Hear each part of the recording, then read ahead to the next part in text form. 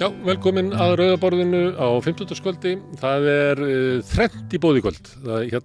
Aftast í þættinum að þá koma til mín heill her af leikurum og söngurum. Sveinn Ólafur Gunnarsson, leikari, og Ólafur Ásgeirsson, leikari, og Albert Halldórsson, leikari, og Valdimar Guðmundsson, söngvari. Þeir standa að sýningunni óbærilegu léttleiki knattspyrnunnar sem að fjalla náttúrulega fótbolta en þó meira kannski karlmennsku, svona karlmenn í öngstræti í dag sem er í erfiðleikum með að fóta sig í lífinu, eru kannski hálfgerðir fíklar út af því hversu mikið þeir horfa á fótbolta. Ég ætla að tala við á karlmennskuna en líka fótbolta hérna í lok þáttarins. Skemmtilegt umræðuefni. Áður en að því kemur þá kemur hingað Salvör Nordal sem er heimspekingur og hún er umboðsmaður barna, en ég ætla að tala við hana af því að hún hefur verið að svona sínu ferli fjallað heimspeki og heilbrigðiskerfið eða heilbrigðisgreinar. Við ætlum að tala við hann dánaraðstoð sem við höfum svolítið verið að ræða hér við Rauðaborðið í svona undanförnum vikum. Þetta er áhugavert umræðuefni sem að snertir mörk lífs og dauða og rétt okkar til þess að svifta eða taka lífið af einhverjum, rétt okkar til þess að óska eftir því að fá að deyja og þar hlutu göttunum. Það er svona þingsálykunartillaga sem er í þingi dánaraðstoð og vakti svolítið athygli mína að það veri komið þangað því að það er ekki eins og maður hafi orðið var við mikla umræðu þetta mikilvæga mál. Steinunn Þórðardóttir, formaður Læknafélagsins, kom hérna daginn og hún var nú helst á því að við bara mættum ekki stíga þetta skref, því að ef við leyfum dánaraðstoð sem yfirleitt leyfð mjög ströngum reglum í upphafi, að þá værum við kannski að opna fyrir einhverja gáttir sem væru ófyrirsjáanlegar. Annað sem við höfum svolítið verið að ræða við Rauðaborð undanfarið Breiðholt. Þar er samfélag sem er að mörgu leyti ólíkt samfélagunum í öðrum hverfum borgarinnar. Þar er bæði hátt hlutfall félagslegt húsnæðis og þar hefur verið búið fátækara fólk heldur en í öðrum bæjarhlutum lengi vel. En núna er þar miklu hærra hlutfall innflytjenda og þar er með hærra hlutfall barna sem alast upp á heimilum þar sem er ekki töluð íslenska, og það veldur álagi á skólakerfið. Það eru íbúar þar upp í Breiðholti komið hingað og verið að tala þetta mál og verið að benda á að við erum kannski ekki að þjónusta þessa krakka eins og við ættum að gera. Helgi Gíslason er skólastjóri í Fellaskóla. Hann ætlar að koma hérna á eftir og tala skólann sinn og hverfið, og kannski það er svona, eins og heitir víst á nútíma íslensku, áskoranir sem að felast í íbúasamsetningunni upp í Efra Breiðholti.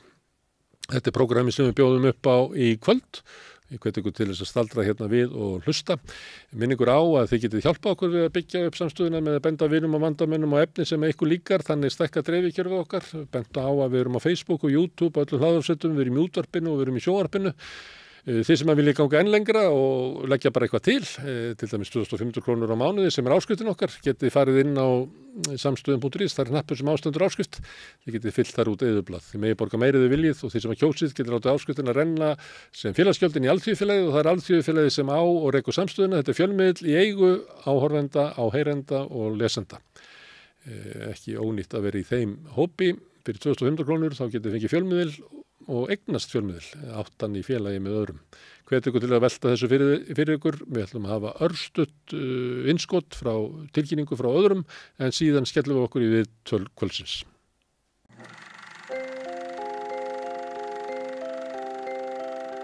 Tíminn. Stundum virðist hann silast áfram. Stundum standa í stað. Og stundum eins og hann líði allt of hratt. Tíminn er okkar dýrmætasta eign, því hann fáum við aldrei aftur. Þess vegna er mikilvægt að nýta hann vel og selja hann ekki ódýrt. Við sættum okkur ekki við að tími sumra sé álitinn verðmætari en annarra og berjumst fyrir bættum kjörum. Fleiri augnablikum með fjölskyldu og vinum. Því augnablik eru lífsgæði. Lífsgæði sem við höfum barist fyrir í yfir 130 ár.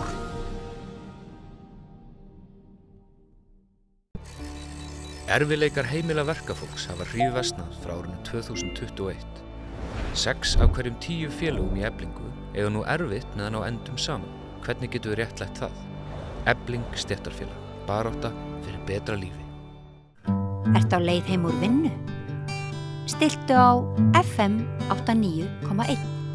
Já, við höfum verið að ræða Breiðholti hérna í nokkru þáttum undanfarið, tala við fólk sem horfir á það frá ýmsum bæjardrum. Tilefnið náttúrulega að Breiðholtið sérstakt hverfi, þar eru mesta félagslegu húsnæði af öllum hverfum Reykjavíkurborgar og höfuðborgarsvæðis. Það líka hæst hlutfall innflytjenda af öllum hverfum, þannig að það er svona samfélagslegu breytingar sem hafa gengið í gegnum Breiðholtið á undanförnum árum og jafnvel áratugum eru aðrar og kannski örari heldur en víðast hvar annars þar. Og mikið af umræðinu hefur svolítið snúist menntun barnanna. Hvers konar menntun fá krakkar í hverfi þar sem að kannski mikill meiri hluti kemur að heimilum þar sem ekki töluð íslenska en kannski kerfið okkar gerir ráð fyrir því að nemendur fái aðstoð heimafrá og flest af kennslunum okkar fer fram á íslensku og hingað komin Helgi Gíslason sem skólastjóri í Fellaskóla.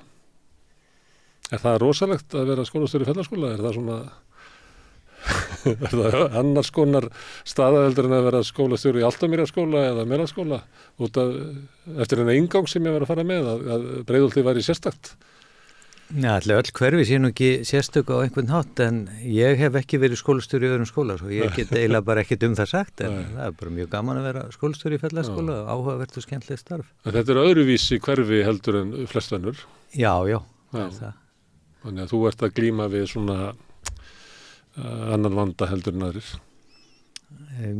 og þitt fólk. Svona í grunninn erum við þetta bara að glíma við það sama allir aðrir. Við erum með börn sem okkur eru trúa fyrir nemendur og erum að reyna að kenna þeim og skipuleggja skólastarf við okkur gert að fylgja námskrá og koma þessu fólki til manns svona eins og hægt er og það er okkar hlutur svona eins og í bara hverjum öðrum grunnskóla.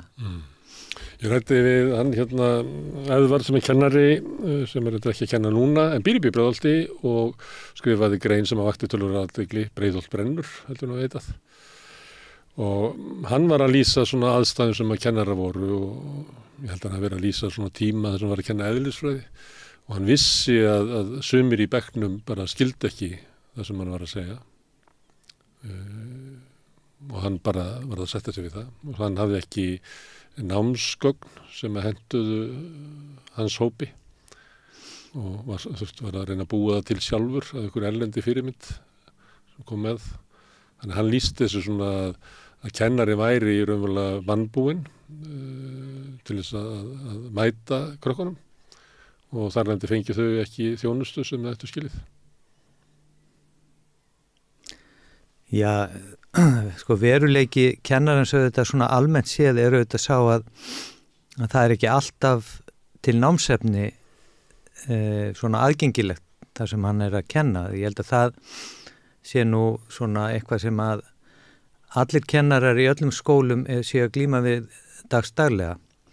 En auðvitað er það þannig að þú ert í skóla þar sem að eru nemendur sem eru nýflutti til landsins og skilja málið ekki vel að þá þetta skapar það svona aukin vanda fyrir kennaran og hann þarf kannski að finna fleiri en eina leið á námsefninu og ég hygg að það sé nú þannig í mörgum kennstofum að það sé ekki allir sem ná því nákvæmlega sem kennarinn segir og en að sjálfsögðu er það vandi. Það munur á því að skilja ekki eðlisfræðin eða skilja ekki sko tungumálið sem verið að reyna að kenna með eðlisfræðin á.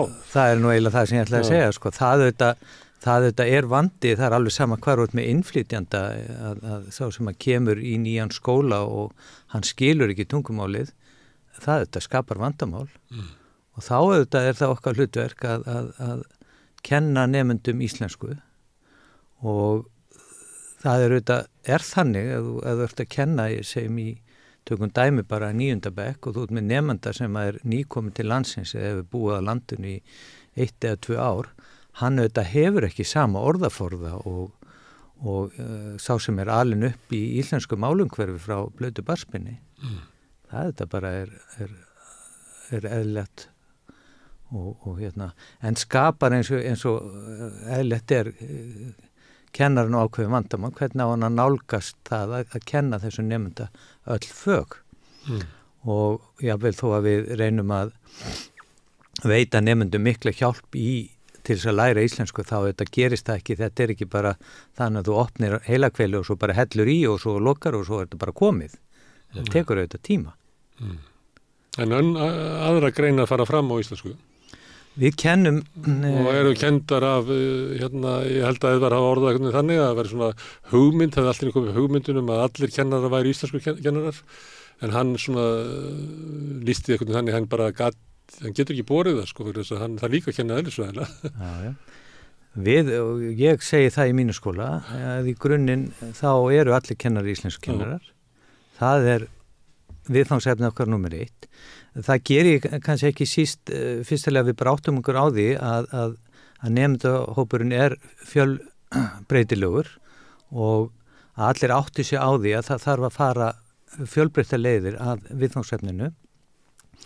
Líka fyrir að kennarar og við sjálf áttum okkur á því að ef að nemendi hefur ekki fullt vald á tungumálinu, þá gætum við þurft að kenna einhver orði í íslensku til þess að styðja við þannig að hann getur svo skilið námsefnið. Og það getur þú kennir hugtak í einhverju grein í stærðfræði og það getur þýtt að þú verður að kenna úr þeim hluta tungumálsins sem að svona styðu við allar greinar líka.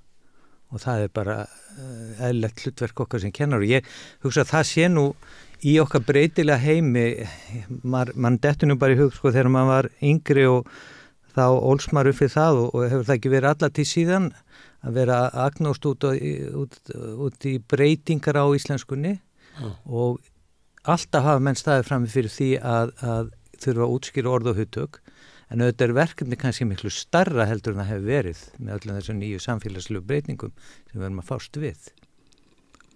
Já, ef ég reyna að endur segja svona það sem Edvard var að lýsa, þá var það, hann inni í stofu, það sem eru kannski 24-26 nemendur. Þar að veru kannski 5 sem hafa íslensku sem mál sem talað á heimilinu.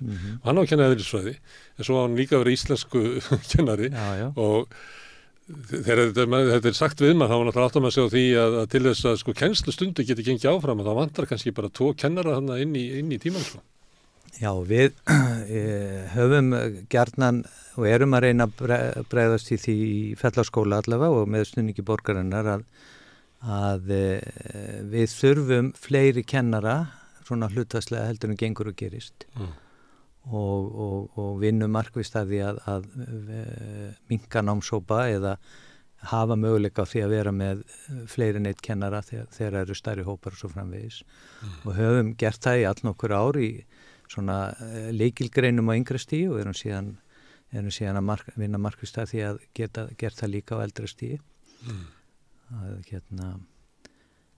Þannig að til þess að styðja við þetta er auðvitað bara flókið verkefni en það margt sem hefur verið gert en við stöndum frammi fyrir ýmsum vanda, okkur vandar námsefni og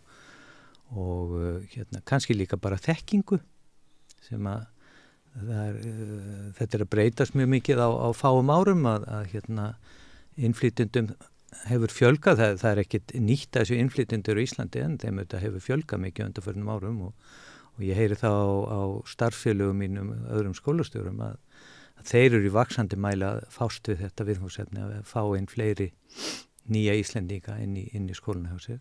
Eru kannski svipaðri stöð og þið voru fyrir einhverjum árum síðan? Já, hugsanlega. Það finnst mér líklegt. Og svona læra því að ástandið sem eitt sem að ég sem hefur verið bent á að það fælist í því svona munur á því að ef að það þannig á skólalóðinni að það sé hlutastlega fáir sem að tala íslensku. Það sé annars konar skólalóð fyrir þann sem að læra íslensku heldur en var kannski fyrir 20 árum eða eitthvað slis að þú fórst inn í íslenskt umhverfi og þá var meiri hvati til þess að læra það og að það sé að það viðbúnaður ykkar til þess að kenna krökkunum íslensku getur verið kannski einhver allt annar heldur en væri ef það væri þannig að það væri sko megin þorrin á skólanum sem að töluðu íslensku. Já. Og það alveg rétt og það kannski ekki síst í ljósi þessar sem við segjum allir íslensku kennar, allt okkur starfsfólk þarf að taka þátt í því að styðja við málumhverfi þannig að það sé sem mest á íslensku.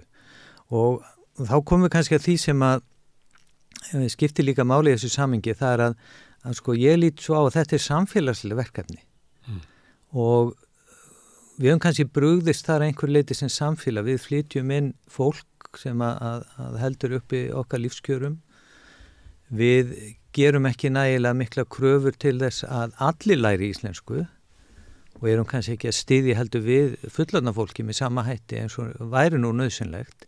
Við höfum svolítið fjallað hérna við Rauðaborðið og talað við innflytjendur og þau eru öll á sama máli það að íslensku kennsla gagnvart fullorðnu fólki er mjög veik og næri mjög skamt, er á óheppilum tíma og þú kannast við allt saman. Já. En fyrst og fremst það náir mjög skamt að þú kannski getur lært svona í málaskólum hér og þar verða valla slarkfær en síðan hérna færðu eiginlega þarfst eiginlega að fara í háskólan fyrir Íslendinga fyrir útlendinga til þess að geta lært að sko tjá tilfinningaðinnar eða vera virkur sko samfélagsstagn.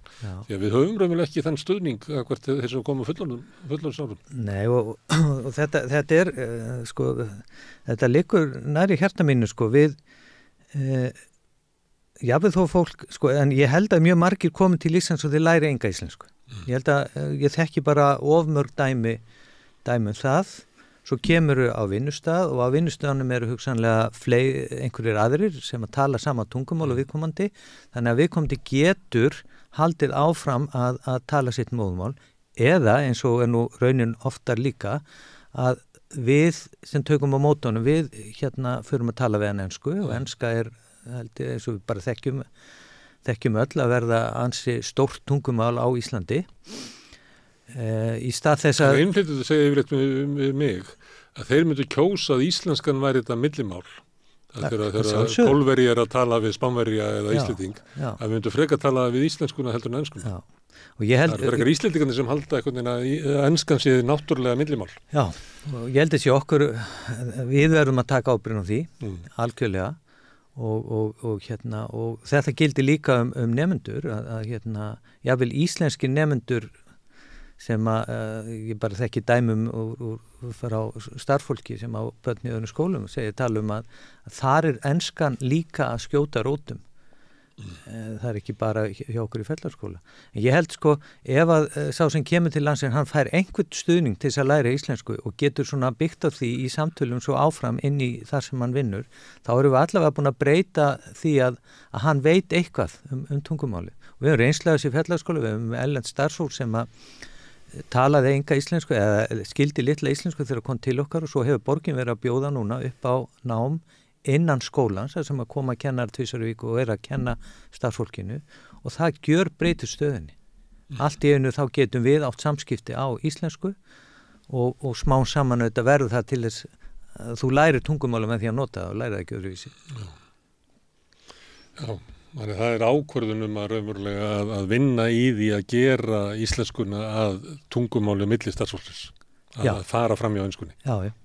Og það þarf svona ákvörðun að gera það og það þarf að vera svona einbeitingu hópnum rataðangað. Já, og það þarf að vera, sko, þetta þarf að vera ákvörðun samfélagsins. Sko, það er barn sem er hjá okkur 6 tíma á dag og við erum að kenna það íslensku og svo skulum segja ef svo fer barnið á einhverja íþróttaæfingu og þá er kannski töluð enska við það. Það er engin aðstoð í því. Við þurfum að vera saman í þessu. Foreldrarnir, við, börnin og aðra stofnarnir í samfélaginu. Það verður allir að taka þátt. Og þá er það kannski svona meðvitun það hvaðin til að tala íslensku sé veikur. Ég var að tala við þær menningarsenduherrana, Maríu Sastri og Mörtu Víesorek í gær. Og þá vorum við að leika okkur svona dæmum að ég var í byggingaverkamaður og var að vinna við að byggja Landspítalann og þar eru flesti starfsfélagi mínir Pólverjar og ég er pólskur og ég fer heim upp í Breiðholt og tala við mína pólsku konu og pólsku börn pólsku. Svo kemur kannski við í einhverju búð og ég slepp nú alveg við að vera svona slarkfær, svona túristafær til þess að kaupa matinn í súpermarkaði, ég þarf ekki að gera það. Þannig ég get alveg komist í gennum daginn og svo fara börnum mín út að leika og þau hitta líka pólsbörn eða talaða ensku. Þannig að hvatinn í þessari fjölskyldu eða áreitnin af íslenskunni ekkert svo mikill og svo kveikjum við á sjónvarpinu og það allt meira og minna á ensku og Já, jafnvel fólk getur hugsanlega verið með gervihnatadisk og sótt bara sitt efni. Já. Þannig ég gæti alveg lifað því að það sem ég vinn ekki til íslenska. Já, þetta auðvitað áreiðanlega raunveruleiki fyrir mörgum og þarna skiptir þess svo miklu máli að það sé ekki bara við í skólanu sem eru svo að kenna barninu heldur að þetta sé svona samfélagi sem að svona breyti afstöðu og þetta yfirvöld bara þurfa að setja, það þarf ekki bara að setja auki fyrir skólana, það þarf í raun og veru að styðja við allt kerfið.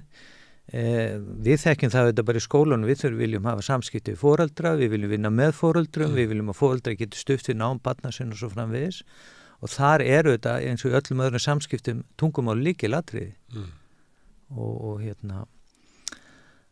og leggur, mér bara segja þetta, leggur ríkar kröfur á herðar okkar að við gerum þetta. Svo kannski án þess að ég geti nú þekkt, ég ekki innflytjandi og veit ekki það, en kannski kemur fólk hér fyrst og ekki viss að ætla að vera og svo framvegis, en sjálfsagt fyrir þann sem hann sest hér að og ætlar að vera ekki. Þar hlýtur að vera hvati til þess að læra tungumáli að minnsta kosti. Já, við þekkjum bara dæmi að það Íslendingar sem hafa farið og búið í Danmörku og ekki orðið góður í dönsku. Já, ég þekki slíkt dæmi það sem að... Og eiginlega í nútímanum meira, því að þú kannast við að kannski ekki í gamla dag, en fyrir kannski svona 30-40 árum að þá fór fólk til Frakklands og læriði fransku, þess að annars hefði það bara dáið rungri, það bara neyddist til þess að læra tungumálið. En það ekki þannig lengur, bæði eru frakkarnir kunna enskuna og þú dregur með þér allt þetta dót, tölvuna og þú dregur með þér gamla menningarheiminn með þér og getur lifað að hálfu liti í honum eða öllu liti. Þóttu setja okkur allt öðru stað. Og svo þetta gildir enskan, ég á dóttur og tengdason sem er í námi á Norðurlöndunum og þau eru náttúrulega í ensku málumhverfi líka vegna þess að það allt háskólanám sem þau taka þátt í er á ensku. Þannig að hvatinn fyrir þau til þess að læra og aðgengi að tungumálunni hefur tekið miklu lengri tíma heldur en kannski hefði gert þegar við vorum yngri. Því þá fórum við bara og lærðu þetta tungumál strax. En til þín koma síðan börn af heimilum þar sem að íslenskan ekki fyrirferðarmikil, ekki töluð á heimilinu og kannski hvorki börninni og foreldrarnir í miklu samskiptum við íslenskan heim og þau koma til þín og hún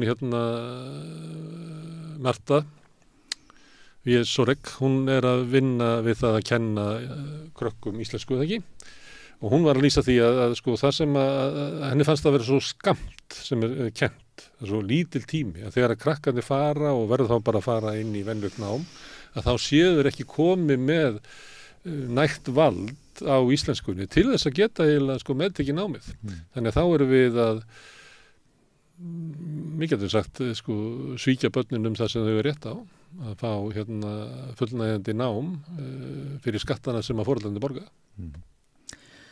Það er áreiðanlega rétt að við erum ekki að gera nægilega vel.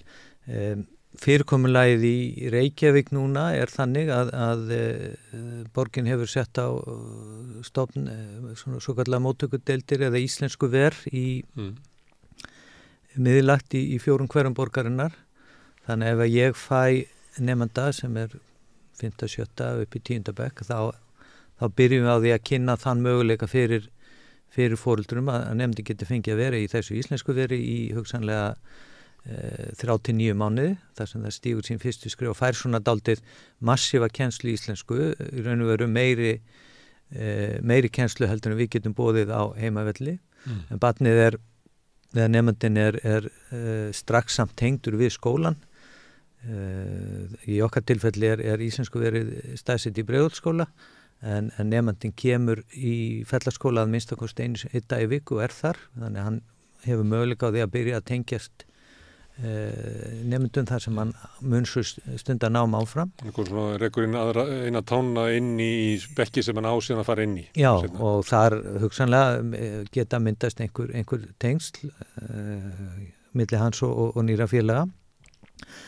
Nú síðan innan skólans erum við með svona veitt þá aðstoð. Við erum með íslensku verið inn í skólan líka þar sem eru kennara sem að taka nemendur í tíma bara eins mikið og hægt fyrstu skrefin og fylgja þeim svo áfram og sem dæmi til dæmis á eldrastíðinu það nemendur sem eru svona nýlega konni, þeir læra nú yfirleitt ekki dönsku þannig að meðan þeir eiga að vera í dönskutíma þá eru þeir í íslensku veru og fá þá aukna kennslu í íslensku.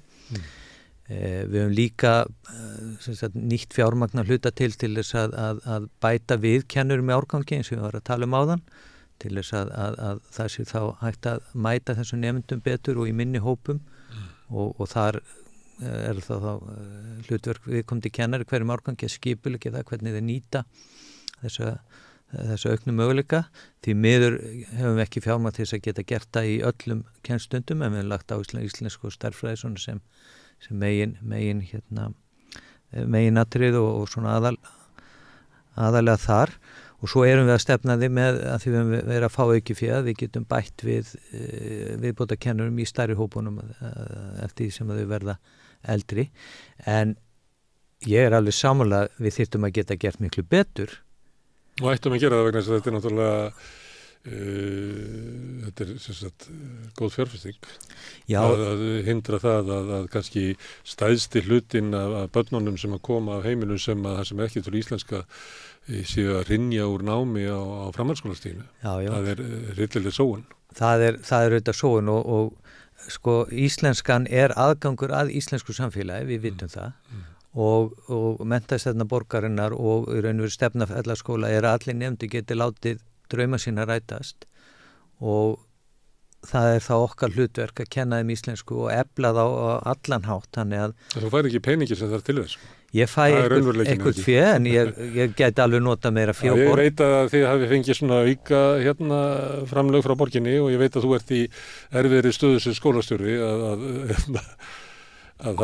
þú ert háður fjárveitingavaldinu.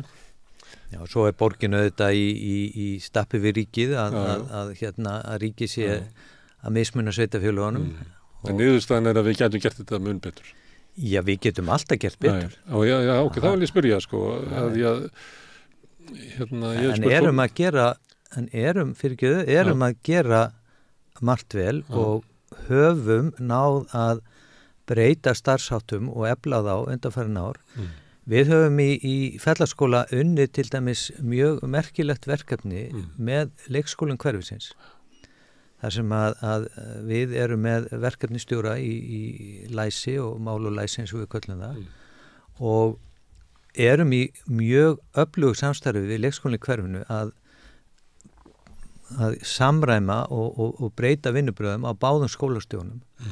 Því að þetta undirstaðan lögð á leikskólastíðinu og það væri kannski akkuraði til þess fyrir okkur að það eru bara tekin upp skólaskyldi í leikskóla en við næðum til þessara barna bara eins fljótt og hægt og þetta að skila árangri, árangur í lestri og frammistaða á svona skimunarprófum í leikskóla varðandi málþroska hefur batnað, þörf fyrir sérstaka þjónustu hefur minnkað og þetta að sýna okkur að það er margt hægt að gera. Og það er margt vel gert. Ég var nú með hann í Magnús Þór Jónsson, formann kennarasambandsins spjalli í vikunni. Ég held að hann hafa nú sagt það með eftirspjalli, ég man ekki hvort við útvarpið því að hann var að segja að þið fengið svona heimsókn sem að vera hæleikur, hvað þið gerðu margt vel í fellaskóla. Og þóttum að sé að tala það sem við getum gert betur, að í því felst ekki gagnrýni allt sé ómúlega gert. Nei, og við erum alltaf að passa það líka vegna þess að við, hvernig tölum við hlutina, erum við að tala á niður eða erum við að tala á upp? En við erum eins og að horfast í augu við hver staðan og hversu stórt verkefnið það er mörg verkefni sem við erum með í íslensku samfélagi sem að við ættum að líta á sem stór verkefni Ég get bara tekið, svo ég taki eitthvað dæmi langt frá skólunum, þau bara eins og húsnæðismálin og þú þekkir umræðinu það og það er gríðarlegt vandamál að margir í mikill í húsnæðiskreppu, fólk sem bara getur ekki eignast heimili, fólk sem er með allt of háan húsnæðiskostnað og svo koma stjórnvöld alltaf reglulega og segja þessi að gera eitthvað og það er eitthvað svo mikið smáatrið að það maður bara undrast að skuli hafa dirfast að koma og leggja það fram. Ég er ekki að segja staðan sér þannig í Fellaskóla, en við verðum samt að geta rætt um það, er þetta eitthvað bara stæðstu verkefnum sem að við stöndum frammi fyrir sem samfélag, það hvernig við ætlum að aðlaga skólan okkar að því að geta tekið á móti í börnum sem að lifa mjög litlu leyti út í íslensku málsamfélagi. Hvernig er leikskóla, þú nefna leikskóluna, hvernig er leikskóla þar sem að kannski eru bara 5 börn af 18 í hóp sem að tala íslensku heima á sér? Það lítur að vera bara einhver við þurfum að gera hlutin einhvern veginn allt öðru í seldur og voru vöna að gera fyrir 20 árum. Já, þetta kallar á breytt vinnubröð og svo erum við kannski, eins og ég nefndi á þann, þetta er svona samfélagslegt verkefni og mér finnst rík ástæða að leggja áherslu á það. En svo verðum við, maður ekki gleyma því líka að inn í því að vera í þessum fjölbreytileika eru líka tækifæri fyrir okkur sem eru af íslenskum uppruna að við auðvitað fáum aðra reynslu, annað uppeldi og lærum aðra hluti heldur en þá kannski sá aðli sem elst bara upp í svona einlitu umhverfi. Ja, bara besta leiðin til þess að alast upp, til þess að hafa getu til þess að taka þátt í lýðræðislegu samfélagi er ábyggilega að búa upp í Breiðholti og þér. Það er allavega ekki gott að vera í Flataskóla eða hvað reyta þetta í Garðabænum, þar sem eru kannski bara 4% innflytjendur. Þú verður náttúrulega halvanhæfur til þess að taka þátt í samfélaginu þegar þú kemur út úr svo einsleitu umhverfi. Já, við getum sagt allavega að þessu leitun til er okkar fólk vel undirbúið undir þáttöku í framtíðarsamfélaginu í Íslandi. Já, svo framalega sem að brestur ekki, þannig að það verði þannig að krakkarnir sem eru erlendum uppruna útskrifast frá þér og þeir bara ráða ekki við framhaldsskólan vegna þess að þau kom ekki nógu sterk til leiks. Eða þá að framhaldsskólinn er ekki til í að aðlaga sig að þeirra getu eða þörfum. Já, þeir verða náttúrulega að svara fyrir það. Við höfum vonum það og svona aðstöðum okkar nemendur þegar þeir til að fara frá okkur hvar er best hvar við teljum líklegast þeir fái bestu þjónustuna og það eru sumir skólar sem eru með alveg sérstaklega þjónustu við og eru að kenna íslensku svona sem í meira mæli en aðrir og við reynum að beina þá nemendur þangað. Við höfum líka mörg dæmi það að okkar nemendur sé að ná bara afbragðsárangri í framhaldsskóla en auðvitað höfum við rannsóknir, eldri rannsóknir sem sýna að brottfall úr framhaldsskólum er meira í þessum hópi heldur en gengur og gerist. Það væri athyglisvert að vita að því að nú vitum við að stytting framhaldsskólan virðist hafa dregið og brottfall ef ég hef skilið umræðina rétt. Og þá væri gaman að vita hvort að það væri það sama sem gilt þennan hóp, hvort að hann fylgdi þá í með eða hvernig það væri og væri gaman bara að fá upplýsingar um það. Því að það skiptir okkur máli að við reynum svona, við höfum náttúrulega ekki yfirlit yfir þannig, við auðvitað reynum að svona vita hvað verður okkur fólk ef það er svona okkur kostur en það er auðvitað ekki auðvelt. Nei. Herðu, en fyrir þá sem ekki búi upp í Breiðholti og ekki í Fellaskóla, hvað getur gefið svona mynd af því hvernig nemendahópurinn er samsettur? Hjá okkur? Já, það er, við má ekki gleyma því að þó að í mínu skóla sé fjöltingi mjög ríkjandi, þá er þetta mjög margir af þessum nemendur sem eru fæddir á Íslandi, sem eru þá önnur, hugsanlega jafnvel þriðja kynslóð innflytjenda og hafa því verið í íslensku málumhverfi frá upphafi og tala mörg hver bara ágæta íslensku þannig að en fjölbreytileikinn er töluverður. Við erum með kannski nemendur sem að tala eða er í málumhverfi 25-30 tungumála svona hverju sinni og þetta eru margir sem að hafa íslensku sem móður eða föðumálu hafa hugsanlega annað mál á heiminum líka. Þannig að fjölbreytileikinn og það er ekki þetta að segja að það sé ekki bara eitt sem er svona reglan eða ríkjandi í því hvernig aðstæði nemendur eru á þessu leitinu. Hvað heldur þessi stór hluti af nemendunum þar sem að koma heimilu, þar sem að íslenska er töluð á heimilinu af fullmælandi foreldrum, báðum? Mér heyrði þetta svona eðverð að þetta væri bara sko 15 eða 20%. Það gæti verið eitthvað svona nálægt því, 20% nefnda sem kemur semst frá slíkum heimilum og svo til viðbótar þá þessi sem að koma frá heimilum þar sem að annan tungumálið íslenska og hitt eitthvað annað og svo til viðbótar auðvitað hópur sem að eins og ég sagði án, fæddur á Íslandi, hefur alist upp hér frá upphafi eða komið mjög snemma. Annað tungumál á heimilinu og foreldrarnir svona misgóður í íslensku en börnin kannski betri eins og oft innflytjendur. Þannig var það í Brooklyn í gamla daga, amman frá Grikklandi, hún talaði bara grísku og foreldrarnir með þykkum hreim en börnin voru töluð eins og Amerikanar. Já, það bara... En þetta svo í okkur að sko börnin sko tali ekki íslensku eins og Íslendingar, heldur tali eitthvað svona sambland af íslensku og ensku. Já, það bara þekkjum við þróun tungumála, alls þar sem tungumál blandast, þar breytist orðaforði og verða, þekki dæmi það bara frá Norrlöndunum í ákveðnum hverfum í höfuborgunum þar hefur orðið til einhver tungumála, það eru við að tala svona miklu meiri fjölda sko, heldur hjá okkur. Við erum ekki sérstaklega stór skóli, 360-70 nefndur í 10 bekkjum eða 10 árgangum. Já, hvað margir bekkir í árgangi? Sko, við köllum nú bara hvern árgang svona 1 bekk í sjálfu sér en oftast eru 2 kennarar í árgangi að lágmarki. Ég var í þessu skóla þegar ég var 14 ára held ég. Þá var ég hef nú sagt það hérna, held ég að sagt það í gær, að ég var í bekk sem var samsettur af öllum krökkunum sem sóttu með einu degi og seint í skólanum.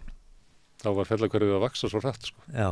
Það dugði í heilan bekk. Já, dugði í heilan bekk. Já. Og við fengum náttúrulega kennarana sem að hefðu annars ekki verið ráðnir. Það voru kostulegi kennarar. Fyrst og fremst 2 drengir sem voru áberandi í fylkingun á sínum tíma. Bjarni Guðmundsson og Pétur Þrývinsson, dásamlegi menn, en ekki sérstaklega undir að búnir að vera kennarar. En þannig að Fellahverfið hefur áður verið svona umbreytinga hverfi mikið. Og ég held að mér minnir það, ég þori nú ekki alveg að í minningunni þá held ég að þetta hafi verið 9. bekkurinn í Árvakró. Já. Sko, skólinn var 2 eða 3 setin. Sko, mér skilst að skólinn hafi á sín tíma verið 3 setin einhver leiti og þegar flest var þá held ég að nefndur hafi verið eitthvað 1600 sem þetta dæmalus fjöldi í einum grunnskóla og ég man Fellahverfið í uppbyggingu, ég var sjálfur í Langholtsskóla og svo var stöðugur straumur úr skólanum upp í Breiðholt, neðra og efra þar sem að fólk var að fjárfesta í húsnæði og svo framvegis og þannig ég þekkti á þeim tíma mjög marga sem hefðu flust þarna upp, þannig að þetta var svona mikil umbreytingatími og kannski yfir svona hverfið, við kannski munum nú öll svona blaðafréttir af einhverjum óerðum milli hverfa í Breiðholtunum eitthvað þess áttar og þessi stimpilli og kannski aldrei almennilega farið af hverfinu þrátt fyrir að allavega þann tíma sem ég verið í skólanum þá var svona mestuleiti bara verið þarna tildulega lokmótla varandi hegðun nemenda og þess áttar. Þannig að við erum ekki að glíma við neins slík vandamál. Ekki þá í meira mæli heldur en bara annar staðar. Það voru á sínum tíma, ég man ekki, það var í einhverjum þessum umræðum okkar við Breiðholtið, að þá var fólk að rifja upp þegar kannski fyrir svona kringu 1980 þá voru orrustur á milli Fellahverfisins og Seljakverfisins sem var samkomulagi í fjölmiðlum að segja ekki frá af því óttinn var það að þetta myndi breiðast út og verða bara og það var löngu áður en það voru nokkri innflytjendur annað upp frá. Já, og það segir okkur bara að vandamál fylgja ekki innflytjendum eða ekki innflytjendum, bara vandamál geta fylgt fólki og aðstæðum þess en ekki. Það þetta með íslenskuna sem að verður sérstakt vandamál sem að Já, og ég vil kannski horfa á þetta bara sem verkefni, við verðum að takast á við það og kannski erum við líka bara að glíma við það sem samfélag að þetta gerir svo hratt að við eigum kannski ekki nægilega bara þekkingu í landinu bara til þess að takast á við það. Háskólarnir eru að mennta kennaranema og þar hugsanlega kannski ekki eldur nægileg þekking. Við höfum verið dugleg að fara í ferðir erlendi svona til þess að vita hvernig aðrar þjóðir eru að fást við þessa hluti og ég kom í skóla á Norðurlöndum þar sem það miklu hærra hlutfalla innflytjendum og þar eru menn að ná árangri og við erum að reyna að læra þeim hvað það sem að skiptir máli og þá erum við að horfa á framkvæmd kennslu fyrst og fremst að hún sé markviss og þú horfir á nemendahópin og reynir svona að finna út hverja þarfirnar eru eins þú gerir í hverjum öðrum nemendahópi.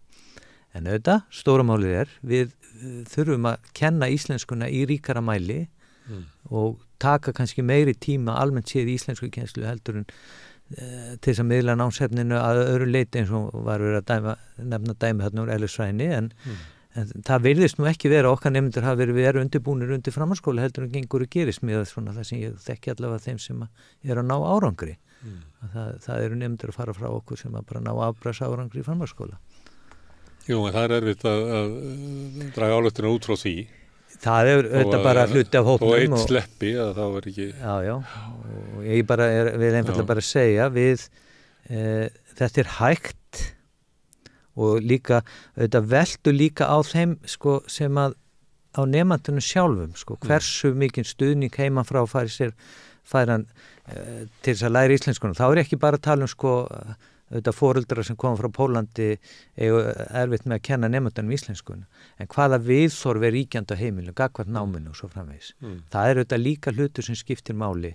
Ertu komin, allar að setja staði í íslensku samfélagi, umræðan heima, en við ætlum að fara eftir 2-3 ár. Hver hvatinn? Nei, við ætlum að flytja til Kanada.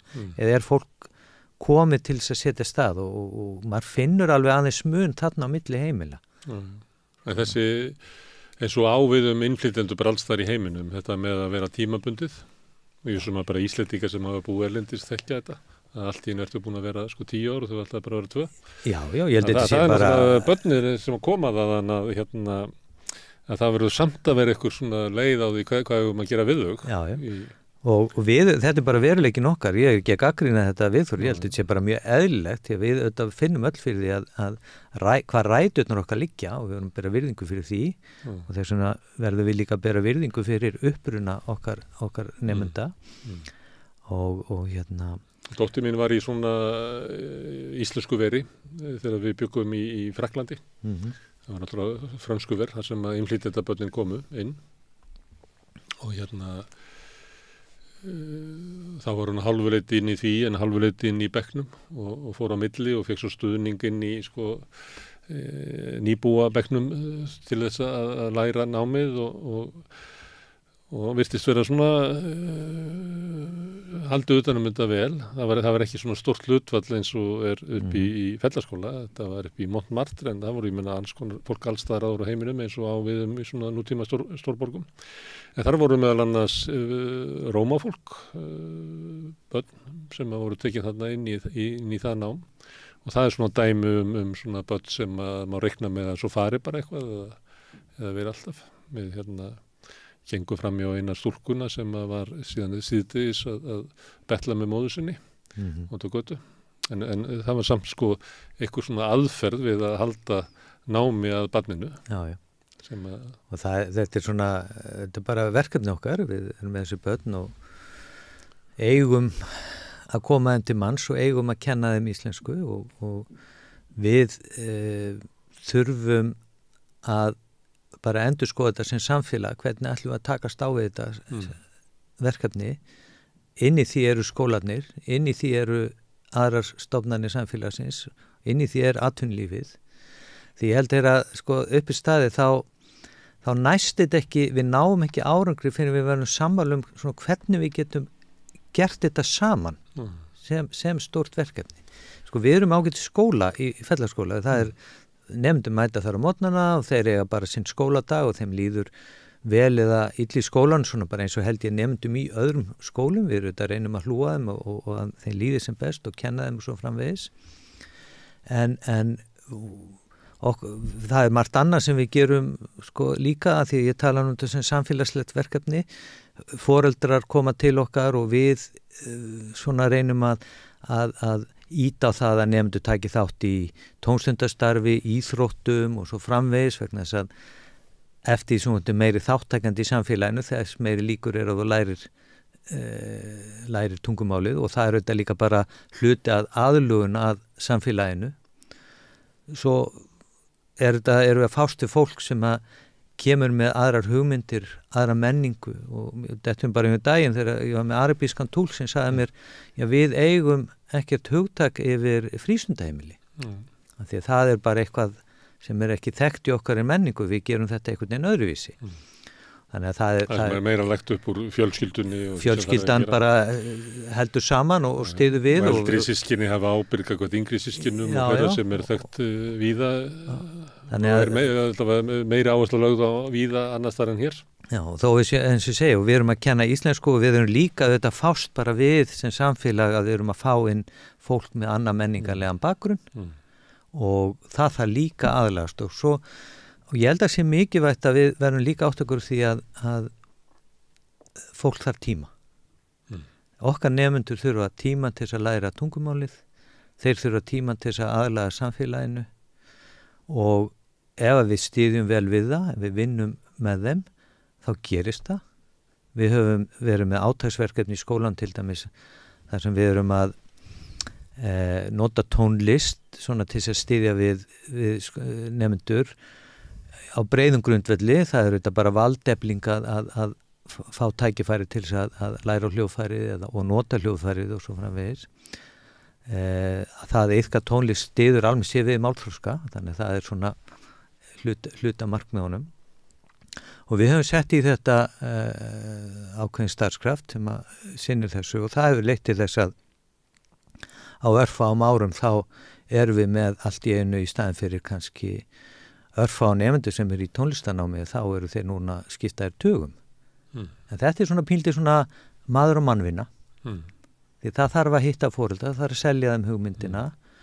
Yfirleitt gengur það vel því að sko þegar foreldrar fá réttar upplýsingar og í ró og næði farið yfir hvaða möguleikar eru samfélagin þá er þau tilbúin til þess eins og annað, en oft það þannig að foreldrarnir, þeir hafa ekki upplýsingarna, þeir hafa ekki aðgangi að upplýsingunum, þeir hafa náð kannski verri og eða minni tökum á tungumálinu.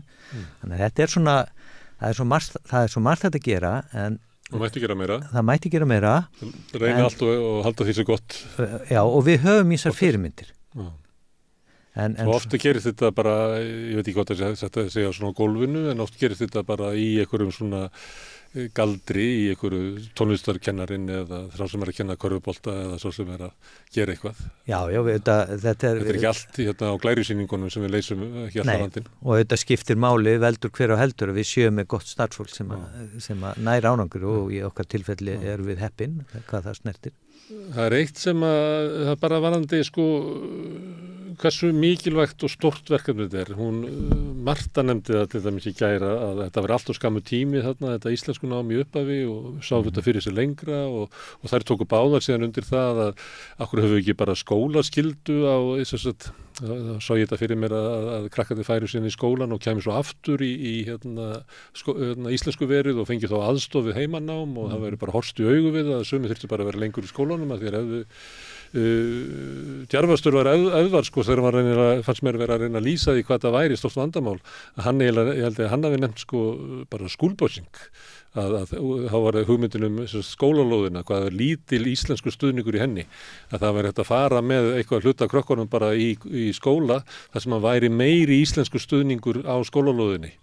Ég veit ekki hvort það var að leggja þetta til í alvörunni eða hvort það var að leggja áherslu á orð sín yfir það hvað það væri þú kannast við þetta, stundu þarf maður að bara benda á það að þetta vandamál er svo stórt að við ættum að vera að tala sko afgerandi stóra lausnir. Já, við skulum bara tala um stóra lausnir. Ég held að við séum nú bara sammála um það eins og ég hef verið að reyna að benda á að þetta er samfélagslegt verkefni og ég held að við ættum að reyna að tala um þetta sem verkefni og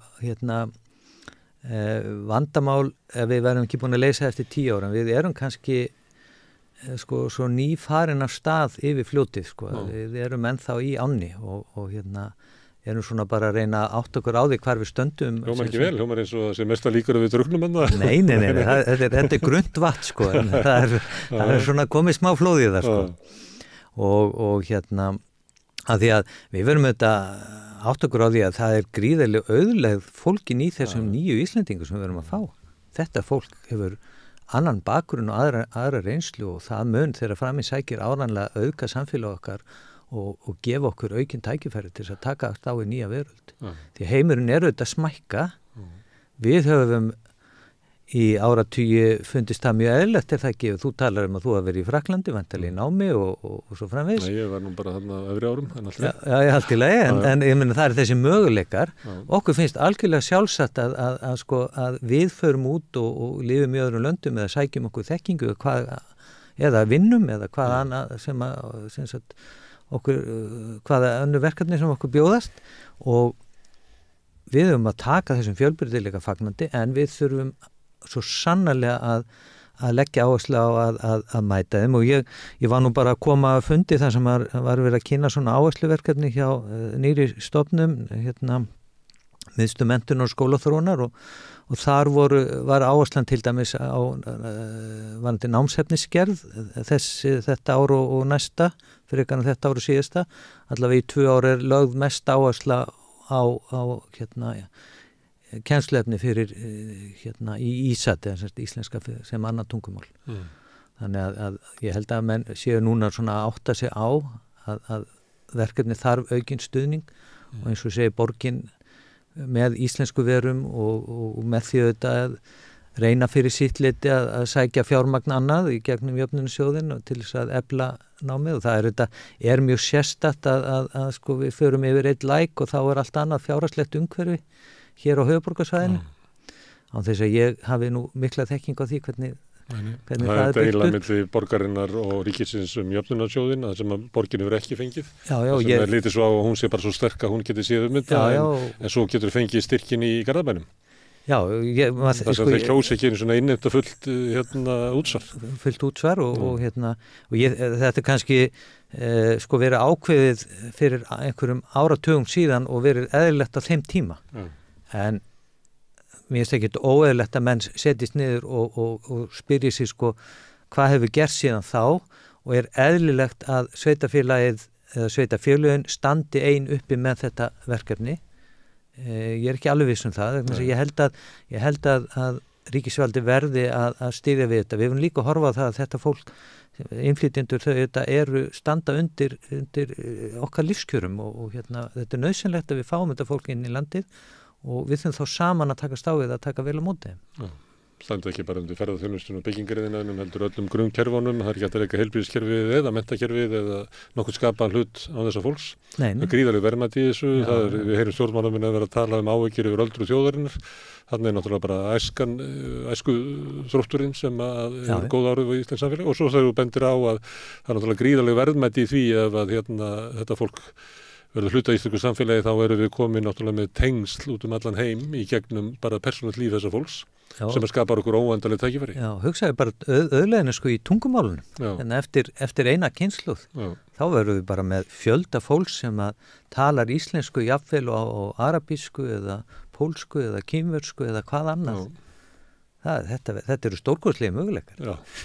En þetta, þá á meðan, við þurfum að hjálpa þeim að ná árangri í íslensku skólakerfi. Þetta gengur vel ef við okkur takist að rækta með okkur fyrirhyggju sem við erum ekki sérlega góð í.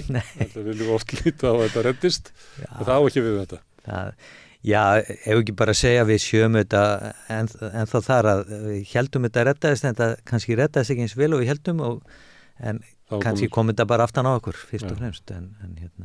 Ég hef alveg trúið að við eins og ég sagði hann, við þurfum ákveðna þekkingu, við þurfum að byggja þessa þekkingu upp, menn eru á fullu að því, en það tekur auðvitað tíma og meðan erum við með nemendur sem við þurfum auðvitað að gera tilraunir með og finna bestu leiðirnar. Helgi, kæra þakki fyrir að koma hingað og spjalla Fellaskóla, skóla þinn, en líka Breiðholtið frá og svona áskoranir og tækifæri sem að tala nú eins og gert á svona ráðstöðum upp í Breiðholti. Takk sömuleiðis. Ég ætla eins og að sitja hérna áfram og reyna að skilja samfélagi sem við lifum í. Næsti kafli eftir augnablik. Hvernig getur við réttlætt að 60% eflingarfólks eigi erfitt með að ná endum saman? Efling stéttarfélag. Barátta fyrir betra lífi. Samstöðin í eigu hlustenda, áhorfenda og lesenda. Já, við höfum fjallað svolítið dánaraðstoð hérna við Rauðaborðið. Hérna fyrir einhverjum vikum komu þær frá félaginu Lífsvirðingu sem að vill lögleifa dánaraðstoð. Ingrid Kullmann og Silvían Lakoltör komu hingað og ræddu það og báru fram svona sín sjónarmið. Svo í síðustu viku ræddi ég við Steinunni Þórðardóttur sem formaður Læknafélagsins sem að sagði eiginlega svona sína sögu varðandi þetta mál því að hún var upphaflega svona frekar jákvæð gagnvart dánaraðstoð en það sem hún var formaður Læknafélagsins og erindi kom inn til félagsins að þóttu hún að kynna sér málið og hún sagði að eftir því hún kynnti þetta betur þá var hún eiginlega fráhverfari því að heimila dánaraðstoð og gekk raunverulega svo langt að þetta væri skref eða svona sem að við myndum stíga, ef við myndum stíga yfir hennar þröskuld að þá sá hún fyrir sér að það gætu bara slæmir hlutir gerst. En þetta hefur verið viðfangsefni heimspekinnar, af því þetta nú svona spurningar líf og dauða og ábyrgð og rétt okkar og annað slíkt einhver tíma og meðal annars var Salvör Nordal að skoða þetta áður en að þú hvarfst inn í starf umboðsmanns barna. Það rétt. Sem þú hvarfst svo sem ekkert inn. En frá þessu verkefni. Já, ég hef nú reynd að verða að kenna svolítið við háskólan meðfram mínu starfi, haldið aðeins áfram því og meðal annars verða að kenna heilbrigðis- og lífsviðfræði. Þannig að ég hef það er svona sérstakt áhugasvið innan heimspekinnar. Þetta alveg klassískt mál sem að heimspekin ætti að geta hjálpa okkur. Nema kannski gallinni þá að heimspekin kemur aldrei með skýr svör. Nei, hún kemur aldrei með skýr svör. Nei, og þetta náttúrulega líka bara eðli þess svona mála. Þetta náttúrulega eitt af þessum stóru siðferðilegu álitaefnum í samtíma okkar. Og þau eru álitaefni vegna þess að það eru mörg sjónarmið sem koma að og það erfitt að alveg segja af eða á og það bara eðlið þessara mála þannig að og það verður ágreiningur svona mál bara held ég í framtíðinni. Þetta ekki eitthvað sem við getum með einum auðveldum hætti skorið úr. Þannig að hittast líka svona álitamál svona hvort að við höfum bara siðferðislegan rétt til að deyða einhvern. Það er eitt. Svo finnst manni stundum vera svona einstaklingsréttur umfram, samvisku samfélagsins, þannig að það eru svona margir svona straumar í hugmyndum okkar sem að skella þarna saman. Algjörlega og svo bætist við tæknin og þróun læknisfræðinar og fólk sem hefur lifað af allskyns mjög erfiða slys og að lifi lengi kannski mjög erfiða sjúkdóma og það náttúrulega líka kallar á það að spurningi hvenær á að hætta meðferð og hvenær á að jafnvel að flýta fyrir döðanum. Þá komum við líka stjættarlegum sjónarmiðum og fleira þessum sumir hafa efni á meðferð en öðrum bara boðið upp á dánaraðstoð. Já, þannig að það er svo mörg sjónarmið sem geta komið þarna inni og margt svona kannski líka í nútímanum sem svona kallar á þetta og þú nefnir sjálfræði. Það auðvitað hefur verið mjög sterkt í svona siðfræði nútímans eða samtímans að það er mikil áhersla á frelsi einstaklingsins réttindi og sjálfræði og fólk talar oft það þetta er mitt líf og mitt val má ég ekki stjórna því hvað ég geri hvernig meðferð ég fæ mjög mörg af þessum siðferðilega álitaefnum í heilbrigðis- og lífsviðfræði snúast voða mikið þetta sjálfræði einstaklingsins. Svo til dæmis í varðandi dánaraðstoð þá þarftu náttúrulega aðstoða einhvers annars og þá er spurningi hvað með stöðu þess aðila. Í sumum tilvikum auðvitað ef við erum að tala bara heilbrigðis- og lífsviðfræði almennt, ég meina þungunarof er kannski meira svona einstaklingur, það verður ekki til annar einstaklingur, það hefur verið að ljúka meðgöngu en leið og við erum að fara að tala tæknifrjókanir, þá erum við að tala einstakling sem verður til og hann kemur til með að hafa réttindi og sjálfræði líka, þannig að þá þurfum við að fara að hugsa aðra hluti. Þannig, og svo þurfum við alltaf í heilbrigðisþjónustunni að hugsa sko það hvað hægt að bjóða heilbrigðisstarfsfólki. Sko hvað má það hætta eða taka ekki þátt í ákveðnum aðgerðum eða ákveðinu meðferð eða stríði gegn þeirra lífskoðun. Það er verið að labba bara gegnum þetta? Já. Ef ég vil deyja Já. og á ég rétt á því að heilbrigðisstarfsfólk aðstoð mig við það. Segjum að ég sé bara í þeirri aðstöðu að ég get ekki bundið enda á líf mitt sjálfur. Já. Vegna bara eitthvað svona lömunar, getur bara ímynd okkur það. Já. Og ég vil ekki lifa lengur og ég hef ekki trú á þeim meðferðum sem að þeir eru að bjóða upp á mig. Já. Og presturinn sem að kom áðan og vera samfærður að líf mitt hafi samt eitthvað gildi í eitthvað slis og ég er bara ekki samanlega. Ég vil bara fá að deyja. Já, sko þarna komum við að því að það er að mínum viti mjög mikill munur á því að ræða þá til dæmis stöðu þína mögulega. Ímyndu stöðu þína í þessum aðstæðum. Og svo að hugsa hvernig ætlum við að setja löggjöf eða ramma utanum þessa þjónustu. Þannig að hvernig stefnu eða hvað stefnu að ég var að taka í þessu. Og í þessu máli finnst mér vera mjög langt bil þarna á milli. Það er oft, og maður hefur mikinn skilning á því þegar maður heyrir einstök dæmi. Og kannski hefur þessi umræða líka oft verið knúin áfram af sögum eða frásögnum einstaklinga sem eru í óbærilegri stöðu. Og til dæmis erlendis þar sem hefur verið kannski mikið fjölmiðla umræða það. Og þá hugsa maður, sko ekki myndi maður vilja vera í þessari stöðu. Og þannig að það er eitt að spyrja, velta því fyrir sér og þá getur maður alveg svona siðferðilega sagt það er ekki því til fyrirstöðu að þessi manneskja fá að deyja. Nema kannski það að ef við búum til form í kringu það og lög í kringu það, að þá erum við komið með einhvern óskapna sem við viljum ekki hafa í okkar samfélagi.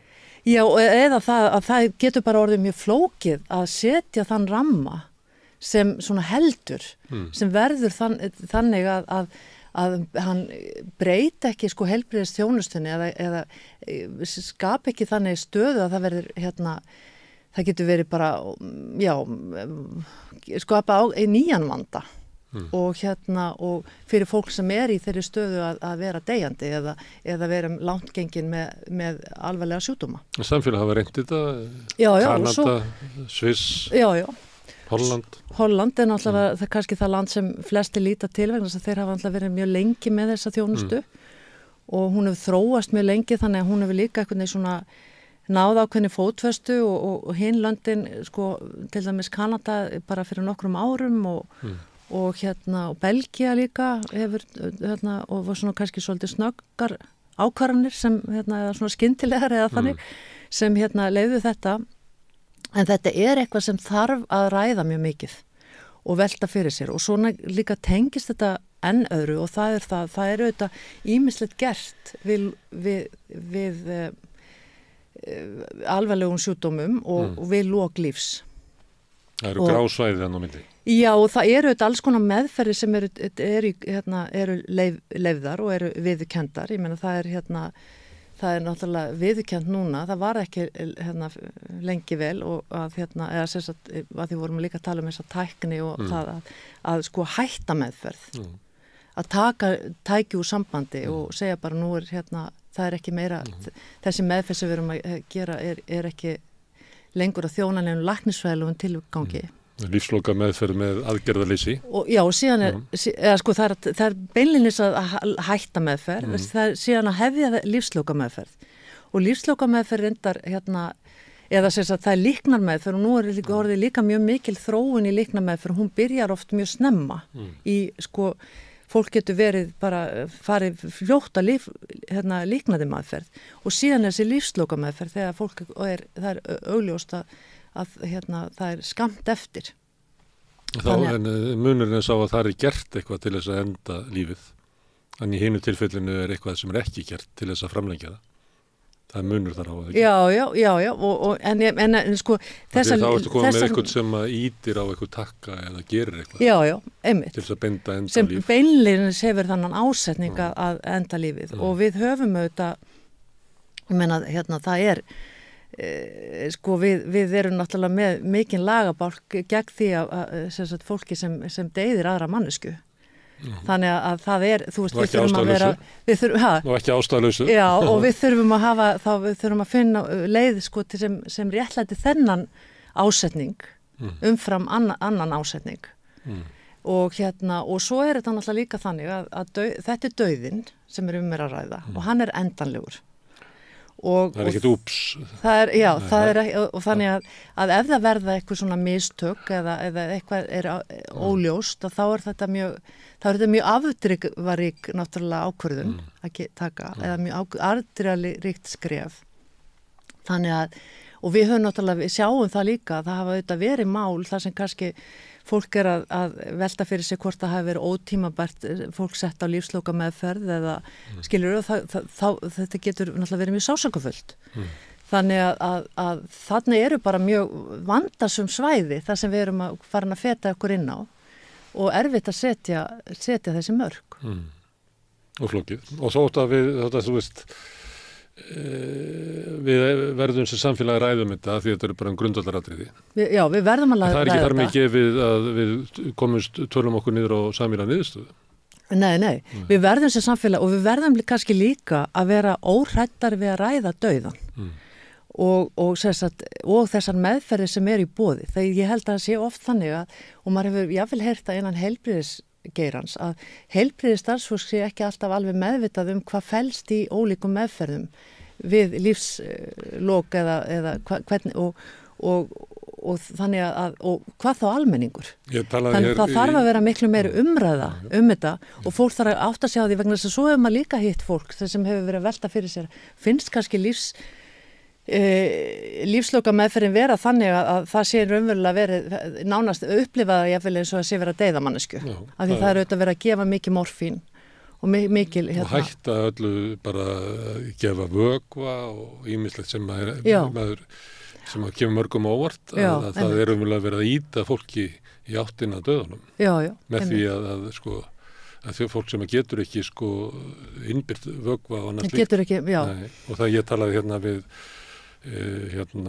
son aldraðra konu sem var sett í lífsloka meðferð í janúar og hann bara andmælti því og hún er á lífi hún er á lífi í dag þannig að þessu gráa svæði að það er ekki þannig að þetta sé einhvern veginn liggi allt klart fyrir akkurat og svo erum við kannski líka, ég meina mögulega að það er svona það er svona kannski tvennt að gerast, það er ýmsir sem vilja leyfa dánaraðstoð og svo er líka mikið þrýstingur frá aðstandendum að veita þá meðferð sem hægt er að veita mjög lengi og fólk vill ekki sleppa tökunum þannig að það er verið að gefa til dæmis öldru fólki jafnvel sýklalyfja meðferð en ég meina, þú veist, við þurfum líka svona svolítið að hugsa það með dauðan það kemur á honum og lúnabólga var nú stundu talað sem svona besti vinur gamla fólksins ég meina við megum ekki berjast heldur kannski of mikið þannig að við þurfum þetta er alltaf og fjölskyldur eru að ræða þetta þegar aldraði foreldrar að fara á hjúkrunarheimili að þá þurfa reynt að fá eitthvað svona skilning hversu langt á að ganga til þess að halda lífi í viðkomandi. Akkurat. En það það eru ákvarðanir líf og dauða og skiljanlegt kannski að sumir erfiðleikum með að segja bara já eða nei eftir hvað það er bara þannig. Já, það er mjög erfitt. Það er auðvitað mjög erfitt. Þetta eru erfiðar ákvarðanir. En þetta með að taka ákvörðun að deyða eitthvað, þá er náttúrulega einhver sem gerir það og við þekkjum það bara í sögunni að á miðöldu voru böðlar en þeir voru með hettur til þess að þekktust ekki. Þegar var talið vera sök sem er ekki hægt að bera persónulega. Þannig að þú einhvern veginn samkomlega setti sig við það að einhver gangi bara inn í eitthvað hlutverk sem enginn vill vinna. og þetta fylgir og ég með það sem mér finnst áhugavert sko í Steinunni að mér fannst þess að hún væri eiginlega komin á þannig niðurstöðu að þetta væri einfallega bara hurð sem við mættum ekki opna. Já, og væri eins og það var hljómaði svolítið eins og það væri ekki tilvílun að allar menningar í gennum tíðina hafa hafnað þessu. Já, einmitt. Það var ekki að því að fólk væri svona vitlaust í gamla daga og þú veist og það er kannski það sem við erum með í höndunum er hérna ákvarðanir sem að hefur bara fyllt manninum frá örófi sko. Þannig að gömul menning er ekkert lakari í að taka þessu ákvarðan heldur við. Nei, það er að vera. Og eiginlega allar segja bara þetta er algjört no. Já, ég meina, mér finnst sko, ég hef nú, eins og ég segi, kendi þetta lengi og þetta efni og hef haldið fjölda fyrirlestra þetta við það. Verður einhver nær? Og ég einhver nær sko, en ég get bara sagt það að ég finnst sko, ég get alveg skilið þessa umræðu mjög vel og ég get alveg séð að í einstöku tilvikum þegar maður horfir á, ég hef fulla sammála með því. Hins vegar hef ég verið mjög varkár ég alltaf að sagt, þú veist, ég held að verði mjög flókið og erfitt að setja einhvern ramma sem við erum sátt við. Og það er bara, já, ég held að þetta er, sko, og það er náttúrulega ekki hægt að gera þetta nema í mjög góðri samtali við lækna sem í flestum tilvikum eru þeir sem, vinna þetta verkefni eða veita þessa þjónustu. Þú endar alltaf með samt með því að það eru sömulæknar sem mundu setja sig við þetta, það er ekki og hvað þarf að gera í því?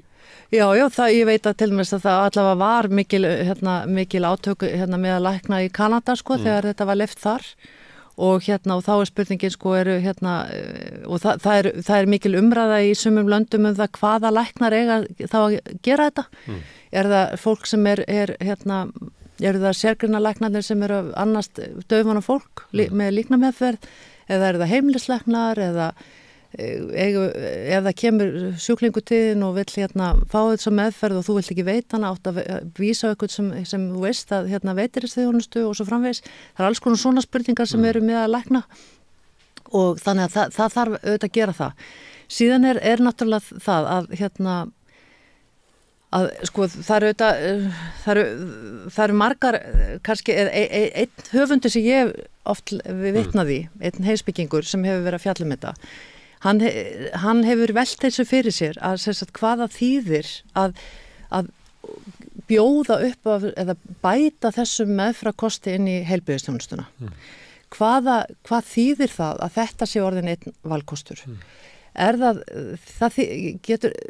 Mun það ekki hafa það í för með sér að það verða allir að taka afstöðu til hans með einum öðrum hætti. Þú ert komin á ákveðin stað að þá þarftu að velja það að lifa áfram.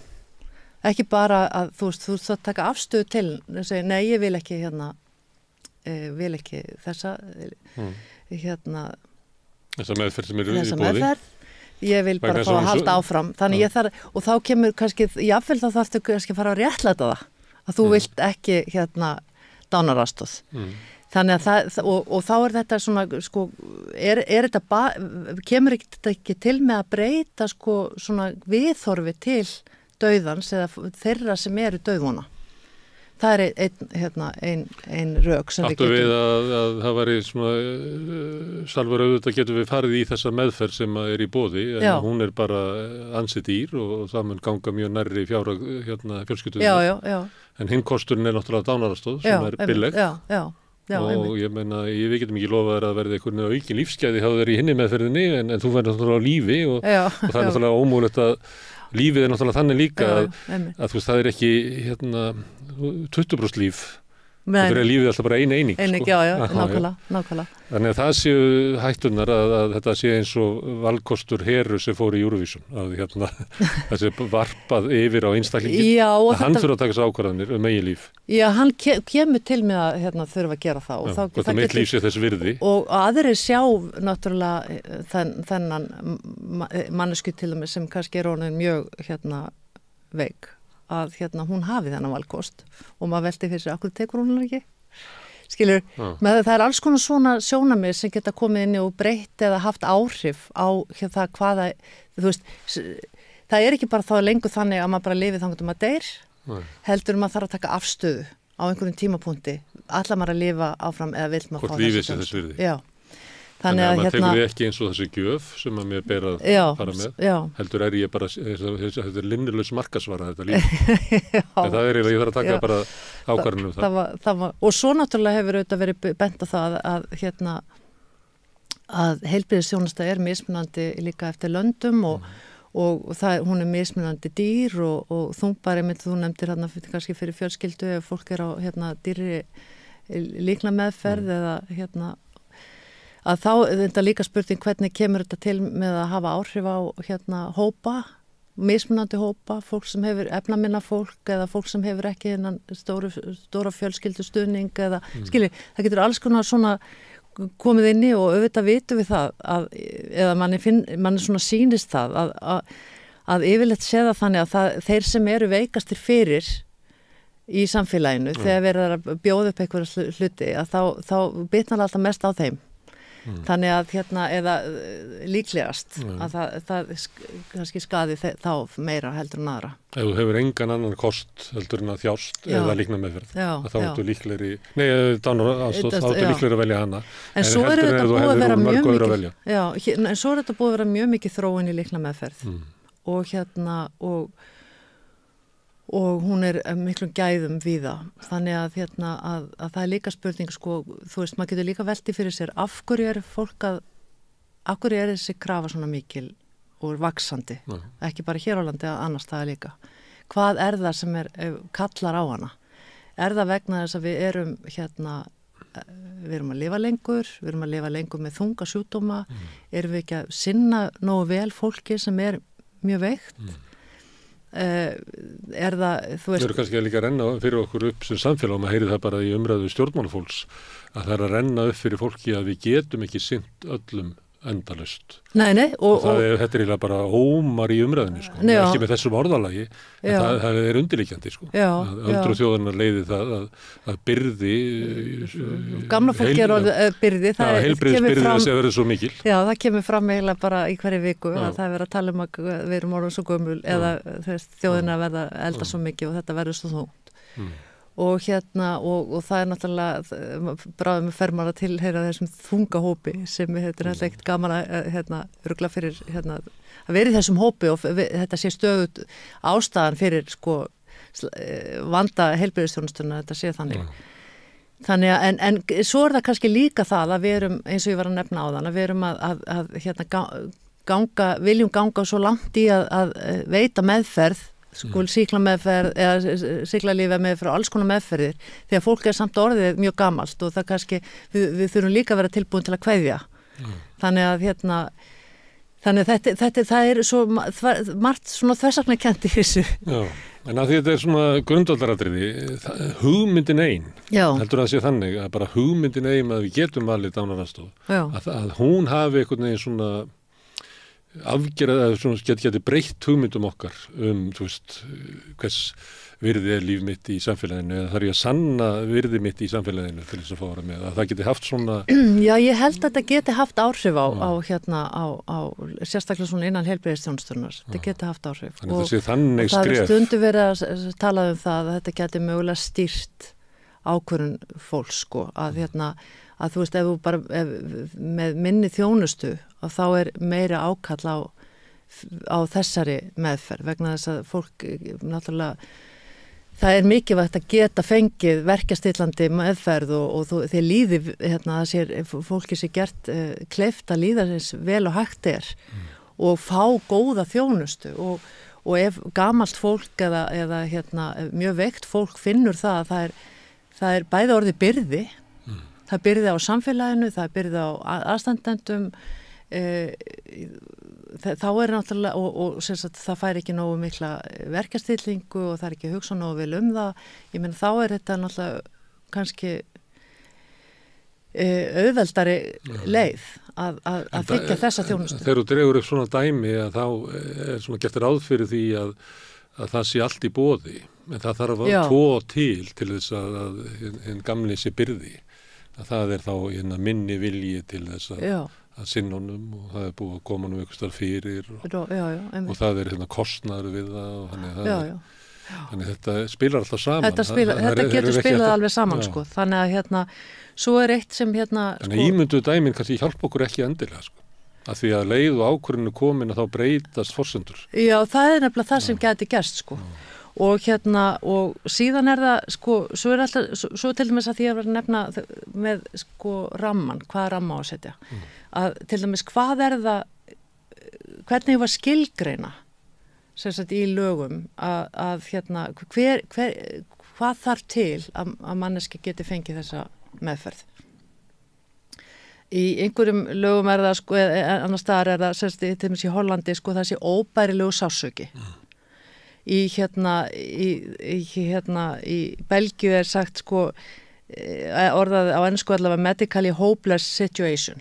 Þú veist, það sé ekki hægt að gera neitt fyrir viðkomandi. Í Oregon er það, sko, að dauðvona innan 6 mánaða. Þú veist, þetta er vandasamt að ákveða. Og í Oregon reyndar, þú veist, er það þannig að það er ekki beint, eða þar er leyft, sko, dánaraðstoð eða líknadráp, eins og það var nú alltaf kallað. Þá er það svo leið sem var farin þar er líknar sjálfsvíg með aðstoð læknis. Þannig að þá gefur læknirinn bara lyf og leiðbeiningar en viðkomandi fer heim og gerir þetta sjálfur. Þannig að það er ekki, sko, læknirinn er ekki viðstaddur þegar þetta er gert. En þú veist, það hefur líka komið fram í sko könnunum sem hafa verið gerðar allavega í nokkrum rannsóknum sem ég hef séð að þetta er þungbært fyrir lækna að þú veist, jafnvel þó að þeir séu sko hlindir þessu og hafi tekið þetta að sér að þá er þetta þungbært og það var við vorum með, þegar ég var í Norrænu lífsifræðinefndinni þá vorum við með ráðstöfnu þetta efni fyrir nokkrum árum síðan og þá kom hingað krabbameinslæknir frá Bandaríkjunum og hann lýsti þessu að þú veist, hann er hefur aðstofað sína sjúklinga einhverja með svona líknar sjálfsvígi en hann sagði að mér finnst það alltaf jafn erfitt þegar viðkomandi, sko að því hann biður þau alltaf að láta sig vita hvenær það ætla að gera þetta kannski degi fyrir eða eitthvað og þegar hann fær þetta símtal hann finnst það alltaf jafn erfitt þannig að það er einhver lína eins og þú ert búin að vera að segja sko, það er í hugum okkar og það er spurningi eigum að þora að taka skrefið yfir hana. En akkur er þessi lína hana? Hún er náttúrulega út af ykkur í svona reynslu hvernig við höfum samfélag. Hún er ykkur svona reynsla af einstaklingnum sem að vill deyja og oftast svara samfélagið bara við getum ekki aðstoða við það því að þá deyju við sem samfélag og það er samfélagslega skaði. Það er ykkur, já, og það er og það er líka þessi, sko. Eða er það bara hindurvitni sem er höstum okkur? Hvernig ætlar að skilgreina þetta? Ég meina það er ásetningur að deyða mannesku sem við alla jafna höfum sagt algjört nei við að það sé ekki leyfilegt. Þannig að það þarf að vera og þá þarf þetta skilgreina, þú veist, hvað þarf til, ég meina eins og þetta, ertu dauðan innan 6 mánaða eða svo getur það náttúrulega verið mjög vandasamt mat hvað fólk á langt eftir og óbærilegu sársauki, ég meina það er, þú veist, er hægt að meðhöndla sársaukan, er sársaukin eitthvað sem er tímabundin og mögulega hverfur, þú veist, ég meina við getum lent í slysum, það er óbærilegu sársauki en það er ekki endil, en við getum lifað af og með einhver tímanum gróa sárin, sko. En þá sem kemur fram með óskina, það er eiginlega að gefa sér að hann lifir við óbærilega sársauka. Annars kemur hann ekki fram með óskina að fá að vilja deyja. Já, og svo náttúrulega þessi, sko, munurinn á andlegum sársauka og líkamlegum sársauka.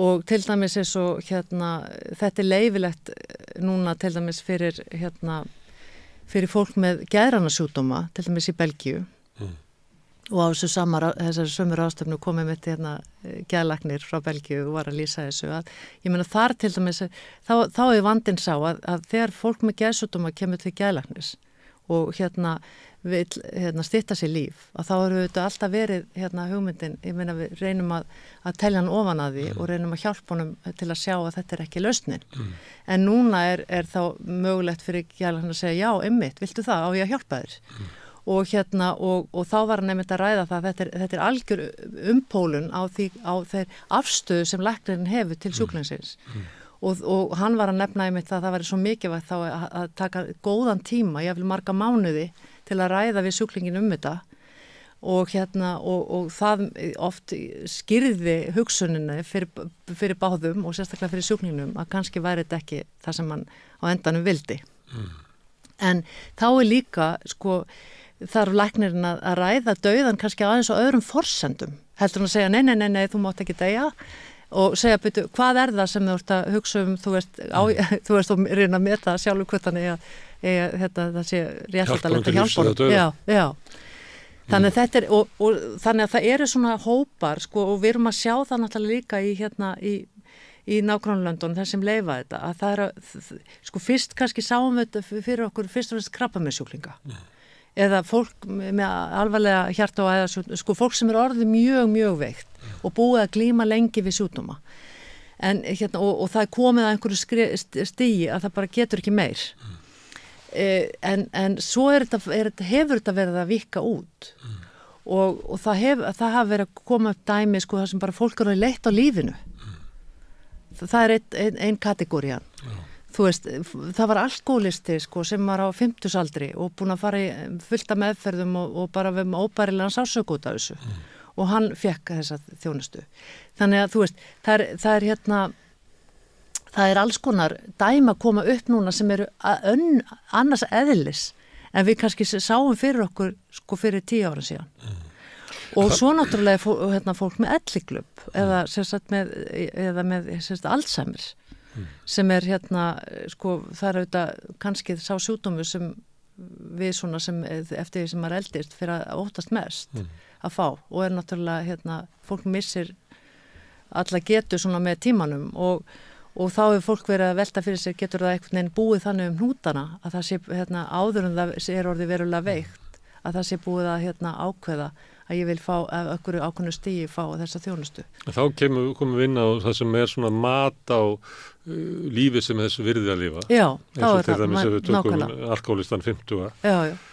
Og þetta er þetta hans mat en það er náttúrulega mótað af hugmyndum okkar hvað er verðugt líf. Já. Og ef að þú skrifar undir ef að Alzheimerin heldur áfram að þróast og þá vil ég deyja, þú ert náttúrulega önnur manneskja heldur en svo sem ert á banastundinni. Já, algjörlega. Og þú kannt ekki að meta það. Hvers virði lífið er. Nei, einmitt. Og þú veist maður getur bara spurt ungt fólk sem með ungu fólki finnst það bara ekki þess að virði þess að lifa eftir 30 og svo verður 30 og kemst 30 og kemst að því að það bara rátt lífið er bara og svo erum við auðvitað með ákveðnar hugmyndir sko eins og til dæmis ég meina þetta er líka eins og með fötlun fólk sem er kannski að glíma við hrörnunarsjúkdóma og svo hugsaðu það, þú veist, þegar ég komin á þetta stið, þá vil ég ekki lifa. Svo það kemst það á þetta stið og þá hugsaðu, þá er bara útsýnið allt annað, sko. Þannig að þegar lífið er, að einhver leiti er lífið bara eitt, sko. Já. Einhver leiti er lífið bara eitt kraftaverk, sko, sem við eigum. Einmitt, og það er hér og nú og ég meina, og þetta er svo afgerandi, afgerandi ákvörðun. Þannig að en þetta er það sem svona verið er að glíma við að getum við einhvern veginn komið í veg fyrir það að þetta viki út með þessum hætti. Og lausnin hefur ekki fundist ennþá. Nei, lausnin hefur ekki fundist og þetta er ekki, sko, þetta er bara eitt af þessum siðferðilega álitamálum og málum sem við erum að glíma við bara í mannfélaginu, sko, að það er ekki einhvern ein lausn og þess vegna er líka mjög áhugavert bara að fylgjast með því hvað er að gerast í þeim löndum sem er verið að leyfa þetta, bara hvernig er þetta þróast og hvers konar vandamál er að koma upp, hvernig gengur til dæmis að hafa eftirlit með þessu. Þú veist, það eru svona mismunandi kannski hvernig það hefur gengið þannig að þú veist það er svo margt sem þarf að huga að en við erum samfélag og við erum svona lítið samfélag væri það bóðleg afstaða að við tækjum við þurfum að hugsa þetta og ræða þetta svona í allavega næstu 10 árin en ef að þú vilt deyja að þá getur náttúrulega bara farið til Sviss eða Hollands Já, ég náttúrulega... Það var afstafa yfirstéttarinnar gagnvart þungunarofi miðja síðsöld að við erum á móti því, en ef að þú ert þá getur við farið til Danmerkur. Já. Ég er bara að velta því að þetta er svona, stundum erum við með einhvern mál sem að bara þurfa mikla deglu og borga sig ekki að vera að reyna að ýta okkur að niðurstöðu eins og ömurlegt og það getur verið fyrir þann sem að vill það. Já. Ég meina við erum auðvitað með svoleiðis mál, ég meina eins og til dæmis með staðgöngumæðrun, sko. Að ég meina það er búið að vera í talsverðu umræðu á Íslandi og það var gert frumvarp, mjög ítalegt og vanda frumvarp raunverulega það mál fyrir einhverjum árum síðan og síðan ákvað þingið að setja það í salt, sko. En það breyti því ekki, það er fólk að fara til útlanda og kaupa sér þessa þjónustu. Þannig að og við lifum auðvitað líka í þannig heimi í dag að það er hægt að fara og svona versla þetta eða sagt, shop around, sko. Það sem er eina aðferðin við að lifa við eitthvað sem er bara ólík sjónarmið og það er ekki komið niðurstaða. En þetta en allavega ég held að þessi umræða dánaraðstöðu eða líknardráp hér á Íslandi er mjög skammt á veg komin. Og ég held að hún er... Ég var hissa að sjá þetta inn í þinginu, sko. Því að mér finnst það bara eiginlega engin umræða. Nei, það hefur ekki verið, þannig að það þarf virkilega. Þetta er ekki svona hálfbaka, sko. Og svo finnst manni líka, sko, að þú veist, við þurfum líka veltaði fyrir okkur, við erum að ræða mikið vanda heilbrigðisþjónustunnar. Og hún get ekki sinnt þessu og hinnu og svo framvegis. Og höfum við, sko, er tími og eigum að setja tíma og fjármagn til að reyna að innleiða þennan valkost. Er þetta brýnast í sko, stöðun í dag? Þannig að við þurfum svona líka svona að hugsa hvað þolir heilbrigðisþjónustan í akkurat núna, en ég held að við þurfum virkilega að ræða þetta. Og við þurfum að ræða þetta frá svo mörgu sjónarhorni, eins og við höfum svona aðeins reynd að koma inn á. En maður heyrir ofta sko rökin út frá svona persónulegum reynslu og dæmum. Já. En þarna til þess með aukinn kostnað sem við nefnt á fyrir sjáanlegt greinur það í umræðu bara út í heimi að það sé þrýstingur sem að kemur að við verðum eiginlega að hafa dánaraðstoð vegna þess að við getum ekki, við höfum bara ekki efnað að hafa hann ekki af því að kostnaðurinn við umönnun okkar kynslóðar verður svo mikil. Nei, ég hef nú kannski ekki merkt það, en ég bara man eftir ég lasið það á sínum tíma þegar Oregon var að ræða þetta, að þá var þeir sem voru á mótfallnir þessari leið þá, að þeir lögðu mikið upp úr því að líknar meðferðiði aukin og bætt í ríkinu á móti og það yrði að vera en ég veit ekki hvernig svo umræða kannski hefur þróast, en þetta eru tiltölulega lítið prósent af dauðsföllum sem eru í þeim löndum sem þetta er leyft. Þá er þetta tiltölulega fámennur hópur sem velur þannan kost, allavega enn sem komið er. Þannig, en svo er eitt náttúrulega, sko, þú veist að því að við nefndum hann í upphafi, sko, sjálfræði, menna við viljum, mitt líf, mitt val og svo framvegis, sko. Við lifum á tímum svona svolítið mikillar einstaklingshyggju. Það sem að einstaklingurinn samfélagið er eiginlega bara samansafn af einstaklingum, sem að við nú bara í Thatcher. Svona hugmyndun að samfélagið sé eitthvað sem við eigum sko sameiginlega og þurfum að gæta, hefur fyrir frekar hallandi svona undan fyrir 40 ár. Já, algjörlega. Og svo er annar, sko, hlut af þeirri umræðum sjálfræði er það að það er kvíðvanlegt fyrir nútíma fólk að sjá að það missi getuna til að stjórna lífi sinu eins og það hefur kannski gert. Þú veist að það er að vera sjúklingur, vera öðrum háður, missa einhverju leiti stjórn á svona sínu daglegu lífi, það er ógnvænlegt fyrir fólk. Við höfum við lítum líka á það, þá erum við einhvern veginn byrði og þá getum við ekki það sem við sjáum fyrir okkur, við getum ekki það sem við gerum og við þurfum kannski líka svolítið að ræða það. Þú veist bara, þá erum við einhvern veginn bara komin á einhvern berangur og við erum bara einhvern veginn hjálpar þurfi. En sko, það er einhvern veginn svona hugmyndur að við, það sé svona, ef við erum hjálpaþurfi þá höfum við ekki virðingu til dæmis. Þú veist að því, til dæmis eins og lögin í Oregon heita sko Death with Dignity Act. Þannig að þetta er mjög oft tengt því að deyja með virði, eða það er einhver virðing í þessu. meiri virðing að deyja sko með því að maður stjórni því og maður fái sprautu, heldur að maður bara deyja eins og bara hörn og vissna eins og haustlöfin já, eins og við flest munum líklega deyja sko. Já, nákvæmlega og það er þessi og full virðing í því svo sem ég myndi halda það sko og þannig hefur fólk dáið sko í gegnum aldirnar og það er ekkit minni virðing heldur en það er eitthvað svona já, við höfum svona einhverja hugmyndir það að við þurfum einhvern veginn að hafa stjórn og ef við missum ekki stjórnina og sjálfræðið okkar alveg eins og við höfum það í dag þá missi lífið einhvern veginn virði og við höfum ekki og við missum sjálfsvirðingu, við missum virðingu í hugum annara og svo framvegis þannig að þetta er líka eitthvað sem við áhugaverður svona vingill á þessu. En maður getur séð að þetta verður að slitna annars vegar vegna þess að tækni veldur því að við getum lifað lengur. Já. Og það var ekki þannig að margir af þeim sem eru bara síðustu árin hefðu dáið bara miklu fyrr áður. Já, en svo er það líka þannig að það er að slitna úr fjölskyldunni og vera smerri og vera bara lítil eining og umönnun eldri kynslóðir að einhver leiti hefur ábyrgðin á því verið farið yfir á hið opinbera eða eitthvað slúðis sem maður getur ekki haldið inni og vegna þess að það er ekki gert þú hefur bara ekki tíma til þess að sinna öldruðum fóreldrum að það er bara ekki gert ráð fyrir því að þú að vera svo mikils virði á vinnumarkaði og þannig að það er líka einhvern veginn að slitna í þá áttina sko. Já, og mikill einmannaleiki og sem kemur út af því gríðalegur einmannleiki með aldras fólks Já, gríðalegur og það er auðvitað ekki gaman að vera á þeim stað í lífinu einhvern veginn að bara þú þarft á enn meira á hjálpahaldarinn áður og samveru með öðrum og hún er hvergi sko En ertu að segja að í slíkri menningu, þar sem að þetta slitna svona á milli og þessi við erum komið með svona skrýtnar hugmyndur eigin virði, að þá sé kannski ekki tilviljun að hugmyndin dánaraðstóð vakni og fái vangi? Já, ég held allavega að þetta getur verið einn nági af þessari umræðu sko, þannig að eins og svo margir aðrir hangar, þetta er fjölþætt verkefni.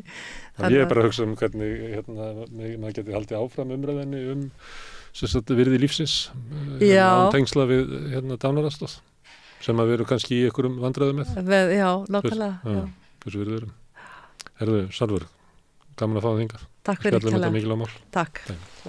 En ég ætla að sitja áfram og reyna að skilja lífið sem að við erum að lifa og samfélagið og kannski sjálfa mig. Næsti kafli eftir augnablik. Erfiðleikar heimila verkafólks hafa hríðversnað frá árinu 2021. 6 af hverjum 10 félögum í Eflingu eiga nú erfitt meðan á endum saman. Hvernig getum við réttlætt það? Efling stéttarfélag. Barátta fyrir betra lífi. Allir þættir samstæðvarinnar eru fáanlegir á öllum helstu hlaðvarpsveitum. Herðu, nú er komið að því að fara í leikhús. Ég var sendur í Borgarleikhúsið, þetta heitir Litlasviðið. Það er sýning sem að byrjaði í Tjarnarbíói, heitir Óbærilegur léttleiki knattspyrnunnar og fjallar fótbolta en mest held ég karla. Hingað eru komnir þeir sem að voru upp á sviðinu, það er Sveinn Ólafur Gunnarsson, leikari, Valdimar Guðmundsson, söngvari og eftirherma, Ólafur Ásgeirsson og Albert Halldórsson. Verið velkomnir. Takk. Þetta er náttúrulega leikrit karlmennsku. Í svona öngstræti. Eða er bara verið að hæðast að körlum vegna þess að það er eini hópurinn sem má hæðast af í dag? Hún er svolítið þannig. Já, það er algjörlega þannig. Og það er líka... Þeir eru allir þannig típur. Já, maður veit það líka. Maður, þú veist, maður hefur umboð til að gera grín að sjálfum sér. Þú veist, það er allavega... Það er þema dagsins, já. Ég hef umboð til að gera grín að sjálfum mér og ég er áhugamaður knattspyrnu. Ég er karlmaður, þannig að absolutt. Þú speglar því í persónunni sem leikur? Já, ég taldi mig sjálfur vera að leika algjöran fávita. Svo kom kona mín sem við erum allir. Og svo kom kona mín á frumsýningu og sagði, já, mér finnst ekki vera langt frá þér. Þið hinni, þetta er svolítið þannig, eða ekki? Jú, við erum svolítið svona stutt frá okkur. Grínútgáfa eitthvað sjálfan.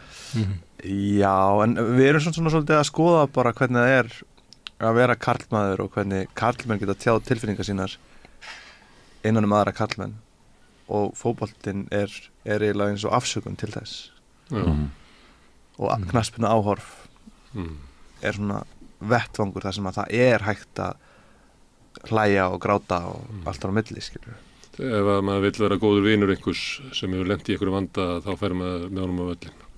Endilega. Hrópar einhvern á völlin og fylgja sér við í ísbúðulegin heim og hverja án þess að ræða nokkuð tíman þar sem að vandamáli var. Ég þarf aldrei að tala hlutina. Það er bara... Er það svona? Ein af hugmyndunum var auðvitað að það var eitthvað að tjá tilfinningar sínar í gegnum þann þriðja aðila sem er fótboltinn og skjárinn, þú veist hvað sem það er, og fá útrás fyrir öllu þessu innibyrða á þess að tala actually málefni eða hvaða væri sem var að plaga þig og þá eru ekkert að ná nándinu með því að fagna markinu eða heftinni út með því að þú veist að lenda undir og allt það var eina grunn hugmyndunum. Er þetta svona eða er þetta svona sem að við höfum kannski nokkur ára tugi bara, ég veit ekki, frá Homer Simpson hort á kalla svona? Erum við svona? Karlmenn? Já. Ég meina það er ekkert hægt að alhafa greinilega alla karlmenn að það séu svona en þetta er kallakúltúrinn.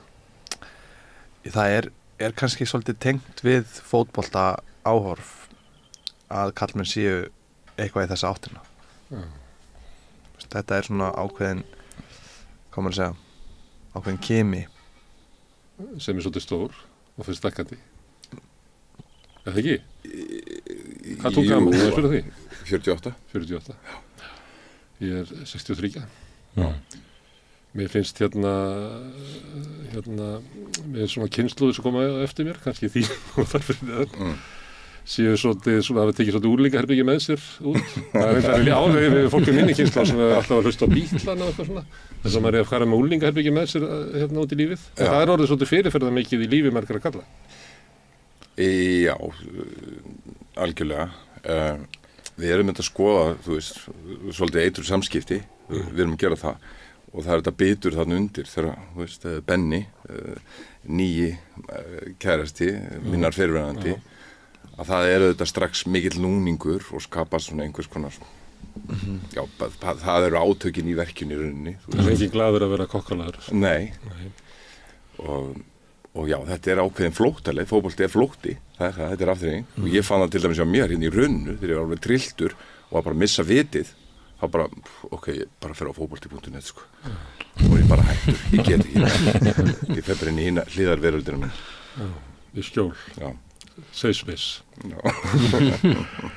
En haldið þetta er svolítið, hérna, ég sá einhvern tíma fyrir mörgum árum, ég held að það verið fyrir 12 árum eitthvað, þá held ég að verið einhver svona economist eða eitthvað, það sem var tekið saman verslun með það sem við getum kallað svona kalladót, það er svona móturhjól, golfsett, útigrill, er náttúrulega útigrill er eitthvað sem kallin á. Við veist allir þegar maður sér mann á móturhjóli þá eins og hann hafi stíið upp á útigrillið og keyrt út úr garðinum. Það er svona eiginlega næsta skrefið sem að kallin fer. Og allt þetta og hérna snjósleðar og allt þetta kalladót. Vöxturinn í sölu á því þetta er bara mesta búm í efnahagslífsins Þetta vex 17 svona hraðar en Kína. Sem er bara til þess að fylla upp í þörf kalsins til þess að leika sér og að fara inn í skjól og þurfi ekki að vera inn í hinum heiminum. Já. Og það er annað sem er líka, fólk átt í sambandi við þessar markaðshugmynd og markaðshlutdeild eru snyrtivörur og annað fyrir kallmenn.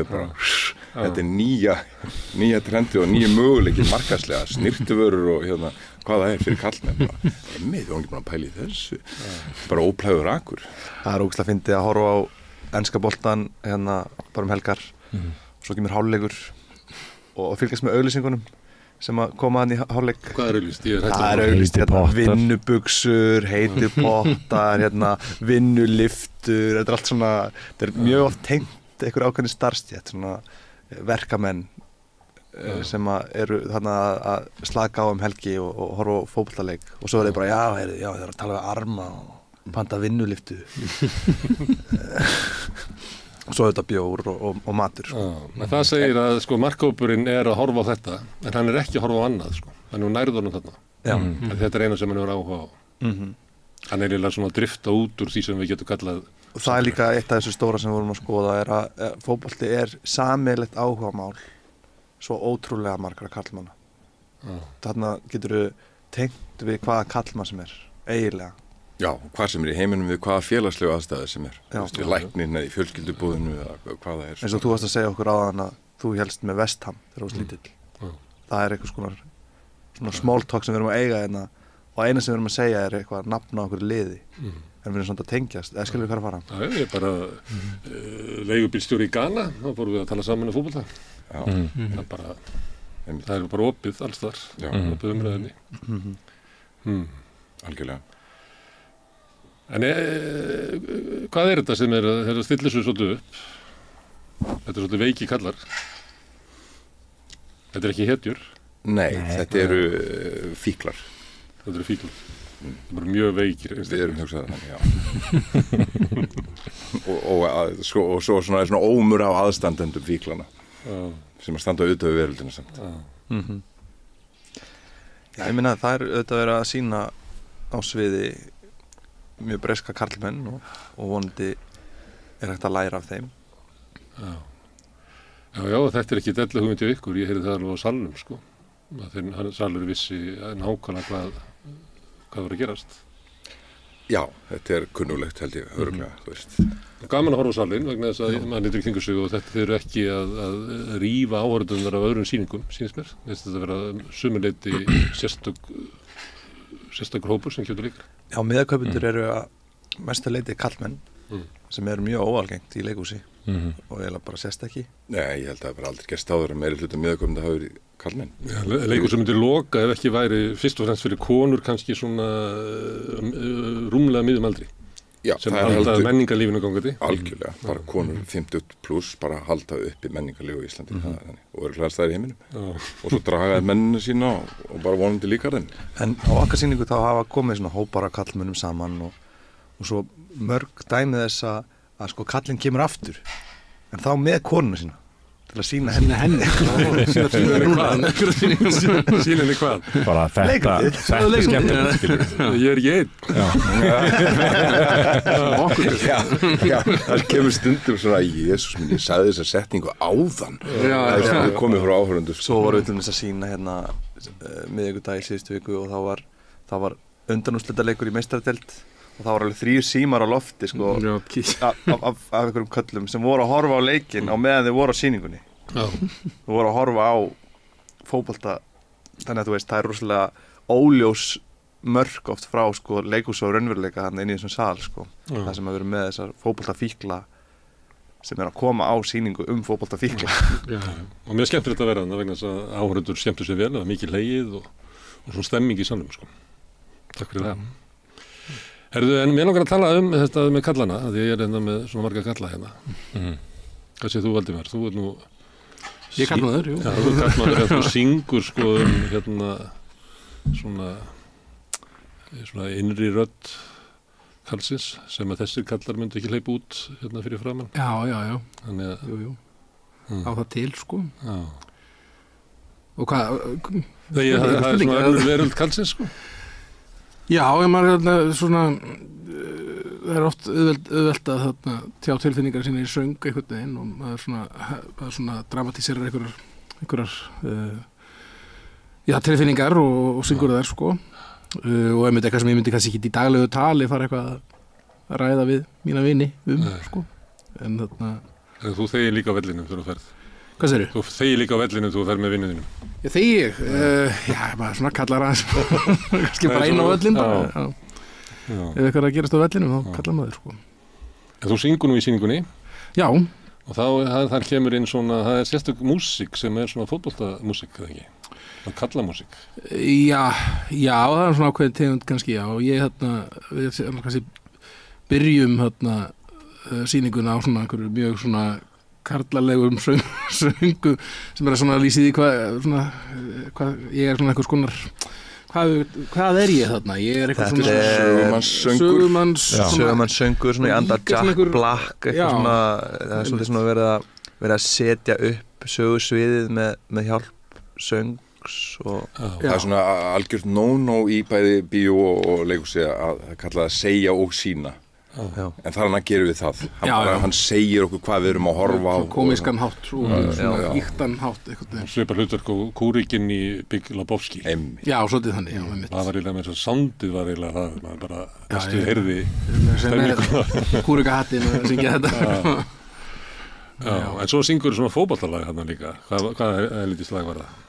Bruce Springsteen í lokin Springsteen í lokin það er nú eins stráku og hugsaskittur já, og svo nú, fótboltalag sem að Óli byrjar að syngja og síðan með honum Tony Marshall sem lag leikmann Manchester United syngi það svona saman, sko það er ekkert beint svona fótboltalag sem ég syng þannig Jú, Áfram Ísland líka já, áfram í, tek hérna það eigna mér það, svolítið og svo syngur lag eftir Bríeti já, svo Bríeti, já það er frekar óvænt já, það er svona en horfum við þig á fótbolta? Já og hvað horfum við mikið? Ég horf svona, einu sinni í viku einu sinni í viku, það er hóttur ekki svona, þú veist ekki oftar en 2 kannski í viku ég horfi svona kannski á minnstakosti 3 leiki á viku sem að þýðir þá hvað 5 já, svona þegar sko, svo oft er þetta sko partur úr leik og svona hluti úr leik og svo er það líka svona þættir fótbolta og svona podcast og það er enski helgar meistaradeildin í miðri viku já, jú íslenska deildin já, alveg á og til var það góð helgi eða laugadagur og sunnundagsleikir? Er það sko ég hef náttúrulega ekki alltaf tíma til að gera þetta en stundum maður að laumast í símanum og horfa á þetta líka tækninýjungarnar Horfum mikið? Ég töluvert minna en áður sko. Ég kannski tek svona einn leikur í mánuði eða eitthvað en ég er rosa mikið eða meira að horfa bara á körfuboltan svona NBA og íslenska boltan mínu menn voru nót út bara nýlega Keflavík sko en ég er svona mest svona óvirkur fótboltafíkil sko Já, ég er mjög virkur ég heit Sveinn Ólafur, ég er fótboltafíkil það er ekki bara já og en það finna er að ég horfa mikið, ég hef ekki tölu á leikjónum en ég get ekki hort á mitt eigið lið það gerist eftir að við töfum móti Burnley fyrir 2 leiktíðum það er ómikið fyrir mig þannig ég fylgist bara með textalýsingunni að Everton það er bara ég ger það fjölskyldum minni vegna að horfa ekki á Everton Þú hefði ekki valið þér auðvelt lið heldur? Nei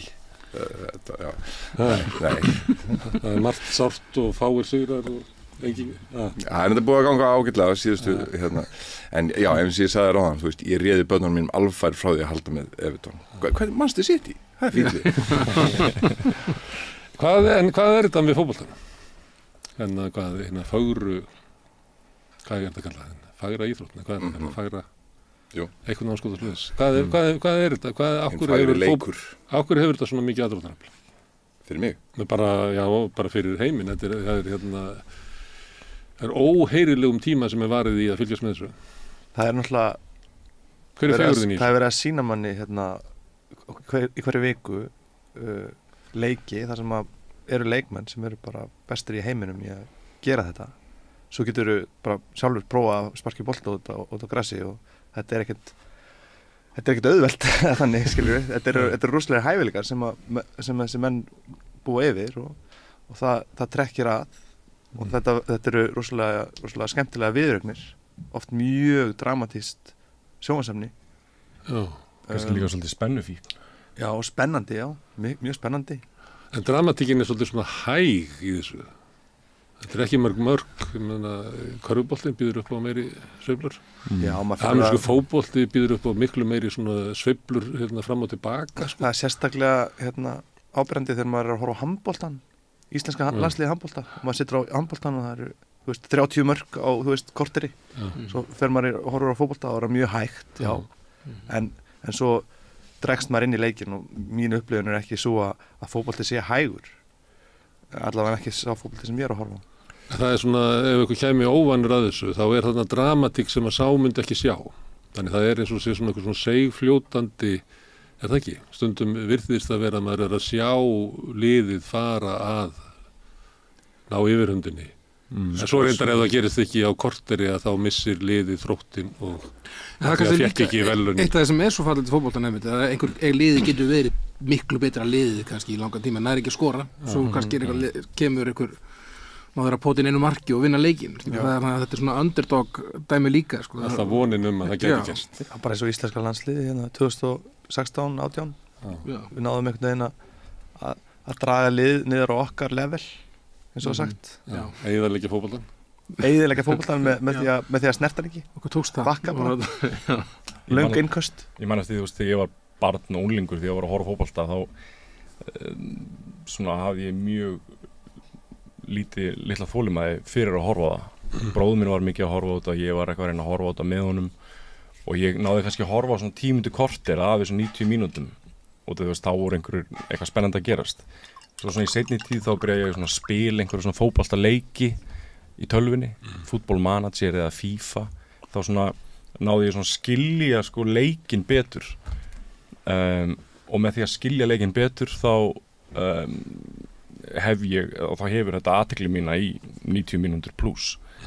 Já, þannig ég held að það sé svona ef þú skilur þennan leik þá heldur þetta athygliðinni fullkomlega. Og meira það, sogar þið bara inn. Já. Já, sko, ég meina fólk horfir alltaf í mörkin, sem bestu fótboltaleiki sem ég hef hort á eru 0-0 leikir. Það er mjög dramatískir og spennandi leikir bara og stundur stórkostlega varnir og bara svona nauðvarnir og annað. En svo er þetta líka bara félagslegt, ekki bara að horfa, líka bara eins og ég komið á nýja staði þegar ég var barn. Þá bara, þú veist, tók ég annarkvort boltan undir hendina og fór út á völl og þá bara var ég búin að stimpla inn ef ég var að koma á til og með svo Seyðisfjörð þar sem ég vættir að reykja. Þá bara, herru, ég kom inn og fer út á völl. Og vita allir að Svenni mættur að segja eða þú veist þá ekki ég sé merkilög ekki skilum þannig ég skilum ekki þannig Svenni mættur að segja með mítri boltan þetta fór illa en bara þú veist að stimpla maður sér inn félagslega þú veist ég fór ekkert annað ég fór þangað af því að það var allt sem að það er svona líka rætt sem er svona safe space-ið að þetta sé bara örugg félagsleg tenging. Já, þú þarft ekki að spjalla þú ferði í gegnum leikinn. Öllum með ljóskari reglunar eru. Já. Það er ekki að gera til kröfutími í svona mikla persónulega kröfutími. Nei, það er bara skipt í lið og höldum áfram. Eða ef illa fer, það er kosið í lið. Já. Það er alltaf svolítið erfitt. Það er að fer að vera svona. Mér fannst það aldrei gaman. Nei, síðastur eftir í markinu, sko. Já, ef þið fótbolta og ég var alltaf eitthvað svona síðastur eða síðastur. Já. Þetta er svona. En þessi tryggð, ef að við þekktust og ég hefði farið illa með þig eins og Everton hefði farið með þig, þá væru við bara búin að slíta tengsli við mig. Já, það er... Hvaða tryggð er þetta eiginlega? Hann væri að fylgjast með þér í textalýsingu. Fylgjast með þér á Twitter. Það væri flokkað á Facebook. Við erum ennþá vinir en ég vil ekki að syni mínir verða vinir. Þetta er ekki eðlilega tryggð, sko. Nei, þetta er eitthvað, þú veist, og svo verður maður að sýna... Akkur treystur þeim sem að fer illa með þig? Þetta er auðvitað sko einhver dramasökker sko og að halda tryggð og úthald sko, og fara í gegnum djúpa dalinn með liðinu sínu og allt þetta. En það er auðvitað, þú veist, liðið er alltaf að reyna sitt besta. Liðið er ekki að reyna að valda þér vonbrigðum. Ekki vísvitandi. Ekki vísvitandi. það er bara ákveðnar forsendur sem að gera það að verkum að liðinu gengur illa. Já. Já, en það er eitthvað takkur samt fyrir hvað maður getur verið vongóður lengi. Ég tekið úr pólitíkinni, það er margir sem voru vongóðu með VFG en flestir að þeir eru að gefast upp í dag. Búin að skipta lið. Já. En það skiptir enginn, hafið þið ekki eitthvað sem hefur skipt fótboltalið? Senni. Ég er að reyna. Jó, þetta er að reyna. Ég er búin að reyna. Það gengur ekkert. Það skiptir þú lið? Nei, ekki ég sjálfur, ég bara vinur minn gerði það. Hann hélt með United ákvað svo að fara að halda með Blackpool. Þegar þeir voru í Champions-deildinni, svo komast þeir upp deild, þá hélt hann miklu frekar með Blackpool en United og bara skipti það bara lið. Blackpool. Já, sem dottinn núna niður í bara fyrstu deild eða eitthvað, ég man ekki hvað þeir eru núna. Þið haldið bara með United eða Liverpool eða eitthvað? Liverpool, já. Liverpool. United. Ég og Óli fórum þetta á leik, 2 leiki. Liverpool leiki daginn og Liverpool töpuðu báðum leikjum. Þetta fyrst skipti sem ég hef farið á Anfield sko. Fyrst var þetta bara geggjað, ég sá, þú veist, alla þessa gauðra sem ég alltaf horfa á í sjónvarpinu mínu, bara þarna eru þeir og bara stemningin á vellinum og svo bara, þú veist, búm, 3-0. Já, við sáum eitt mjög slaganleik. Við sáum mjög slaganleik og en það var í rauninni bara besti staður til að... En ættu þið ekki að fara að horfa á United og Liverpool saman eða? Hafið þið gert það? Já, við sætla minningar vorum hérna á American Bar í fyrra þegar Liverpool vann 7-0. Rosalega. Það var rosalega. Ræðilegt sko. Greiðvaldi. Fyrir mig, já. En svo það eitt, það allt annað. Það að fara á völlin. Það sko sturlun og vera hluti af 20.000 sem að fagna saman hlutnum eða syrgja saman hlutin, það bara ólýsanleg tilfinning að vera hluti af svona múæsing, maður bara Líka ótrúlegt þarna, við vorum þarna í síðasta mánuði og það var mínútu þögn en á 60.000 manna velli rosaleg sko, það rosalegt sko. Ég fór á West Ham Manchester United laugardaginn í vikunni sem að Josh Besto þá var klappað í 1 mínútu mér finnst það frábærlega sniðugt og gaman að taka þátt í því allir voru bara þakkonu fyrir það sem að hafði gefið en það rétt að fara á vellin að ég fer ekki mikið á vellin en ég man til þess að ég sá Chelsea þegar Eiður var og ég fattaði bara á vellinum hvað maðurinn var ógeðslega góður sko því að hann kom inn á svona tæplega 60 mínútur inn og það maður bara sá áhrifin sem hann hafði á allan völlin sko. Sko áhrifasvæði hans var bara svo svona rúmlega hálfur völlurinn. Ótrúlega var maðurinn góður þegar hann var upp á sitt besta. Já, frábær. Þannig að maður sér fótboltan öðruvísi á vellinum heldur en þegar búið að klippa hann fyrir mann og það ekki? Jú. Maður sér þetta til dæmis núna með Gylfa, hann er komin í íslenska boltan. Þú veist bara allt sem hann gerir einhvern veginn, hefur góður áhrif á alla í kringum hann. Já, þessi þarna, hann hreyfir sig öðruvísi út af því. Já, hann kemst og ofar upp á völlina því að það kemur góð sending, góð móttaka, skilur þetta hefur allt. Og það kannski líka hluti af því sem við erum að skoða líka þegar við erum að horfa á fótbolta. Þú veist, það ekki bara einmitt eins og Svenni að segja mörkin, það líka bara allar aksjónir, bara alveg niður í Já, þetta í rauninni fyrir mér allan bara besta leikur sem ég horfa á oft Já, það finnst mér það fallegt Svenna, þessi seigfljótandi dramatík sem þarna undir Já, og þú veist augnableikin og að gefa sig 100% í augnabliki sem það sama á leikari gerir á sviði þú vera algjörlega committed í þessa tæklingu Já Ok, þannig að þú verður að vera með fulla athygli þetta að horfa Þú má ekki vanverða hlutverk sitt sem árandi. Nei, sko já, svo það þetta geðvík en ég held að ég hafi áhrif á leikinn þegar ég horfi. Þannig að ég að gaspræða út á kant, taka taupi, stúkuna, þetta störluðin. En ég trúi því innilega, ekki núna þegar ég að segja það, en þegar ég horfi þá trúi ég hef áhrif á leikinn. Fólk trúir því að stúkan sé 12. maðurinn og allt það. Já, þegar við Óli vorum þarna í Liverpool á þessum tveimur Þú vilt halda á að tala þetta. Þá svona, ég hugsaði alveg í svona 10 sekúndur bara á vellinum bara, þú veist, þegar við vorum að tapa 3-0 að, þú veist, kannski er ég bara eitthvað óhappa hérna. Já. Við finnst bara að fara. Já, verða að fórna þig fyrir hópinn. Ég hugsaði líka Albert. Já, en það fylgir svo líka að ef þú heldur með Liverpool að þá verður einstaklega í nöp við United, eða ekki? Jú, mikið ríkur þar á milli. Ég þekkti eins og mann sem sagði, sko, ég elska KR en ég held ég hati Val meira. Einmitt. Þetta er til, þetta já, algjörlega. Og að halda að geti persónulega greint fólk eftir því með hvaða fótboltalegum það heldur, það er þetta þannig. Þetta er svona írsk hugmyndafræði hef ég heyrt að vilja að nágranninn sem í skítnum heldur en þú sér treinn. Það er ríkt í fótbolta, sko. Já. Það maður getur alveg séð fyrir sér mann sem að fagnar meira þegar uppáhaldsanstæðingurinn er niðurlegur. Ég mitt, sko, ég fór á leik Everton Arsenal á Goodison í Liverpool og það var allt trillt við leikinn 3-0 og besti leikurinn þá í 7 ár sem við höfum spilað. Svo fór ég á barinn og þá var verið að horfa á West Ham Liverpool og fögnuðurinn þegar Everton skoraði var ekkert í líkingu við það þegar West Ham skoraði gegn Liverpool. Það trilltist allt. Það var svo mikið svona, þórðargleði. Þú ert að spila Gunnar Smára eins og litla fiðlu. West Ham að vinna Liverpool. En þetta er eitthvað sem að þú átt ekki að vera að æfa. Þessi tilfinning.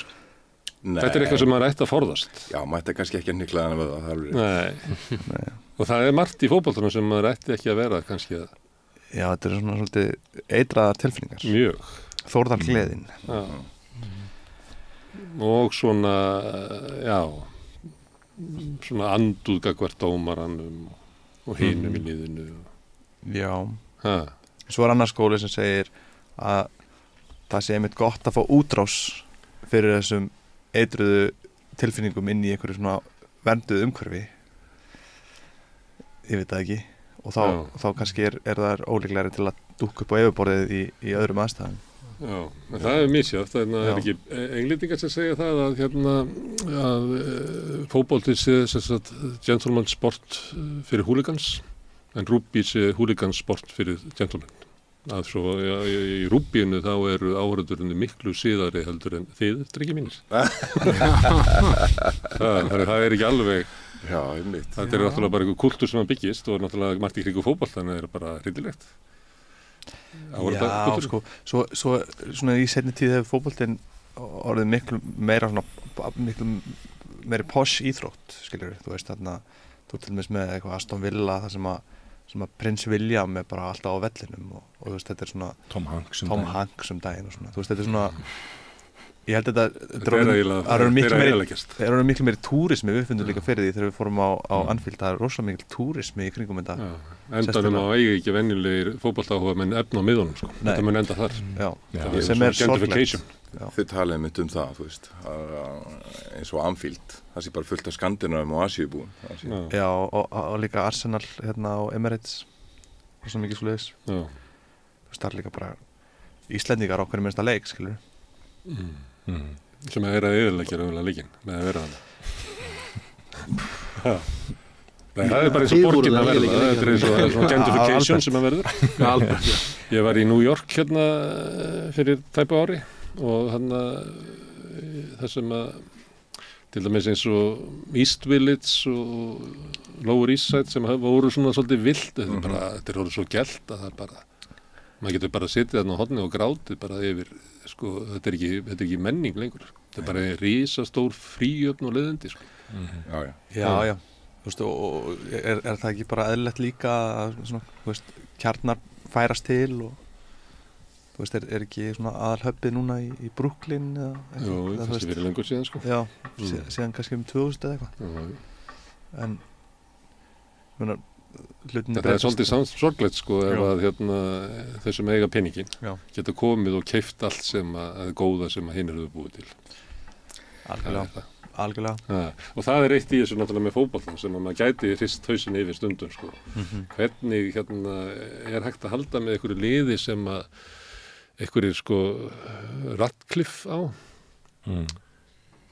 Hvaða tengingu hafið þið við hennar Radcliffe? Nei, mitt. Þetta er auðvitað orðin leikvöldu milljarðamæningar núna og það er auðvitað þannig og þetta er bara svolítið keisarinn hérna sem sittur upp í VIP-stúkunni. Það er alveg rétt. Þetta er ekki mikið, ekki nema bara einstakar liðs og Dortmund og svona sem er bara í, þú veist, eigu áhengvenda. Og mennindi ganga kaupum og sölum. Það er sjaldgæð að vera þetta er svona gladiatora system. Þegar Kane fór til Bayern München er líka svona síðasta svona sem einhver hafði investerað í liðinu sínu. Já. Annars er það talið vera normalhegðun að fara bara í það lið sem að vinna titla. Já. Ég veit ekki hvort það hefði verið klappað svona mikið fyrir George Best ef að George Best hefði verið í 4 klúbbum. Nei.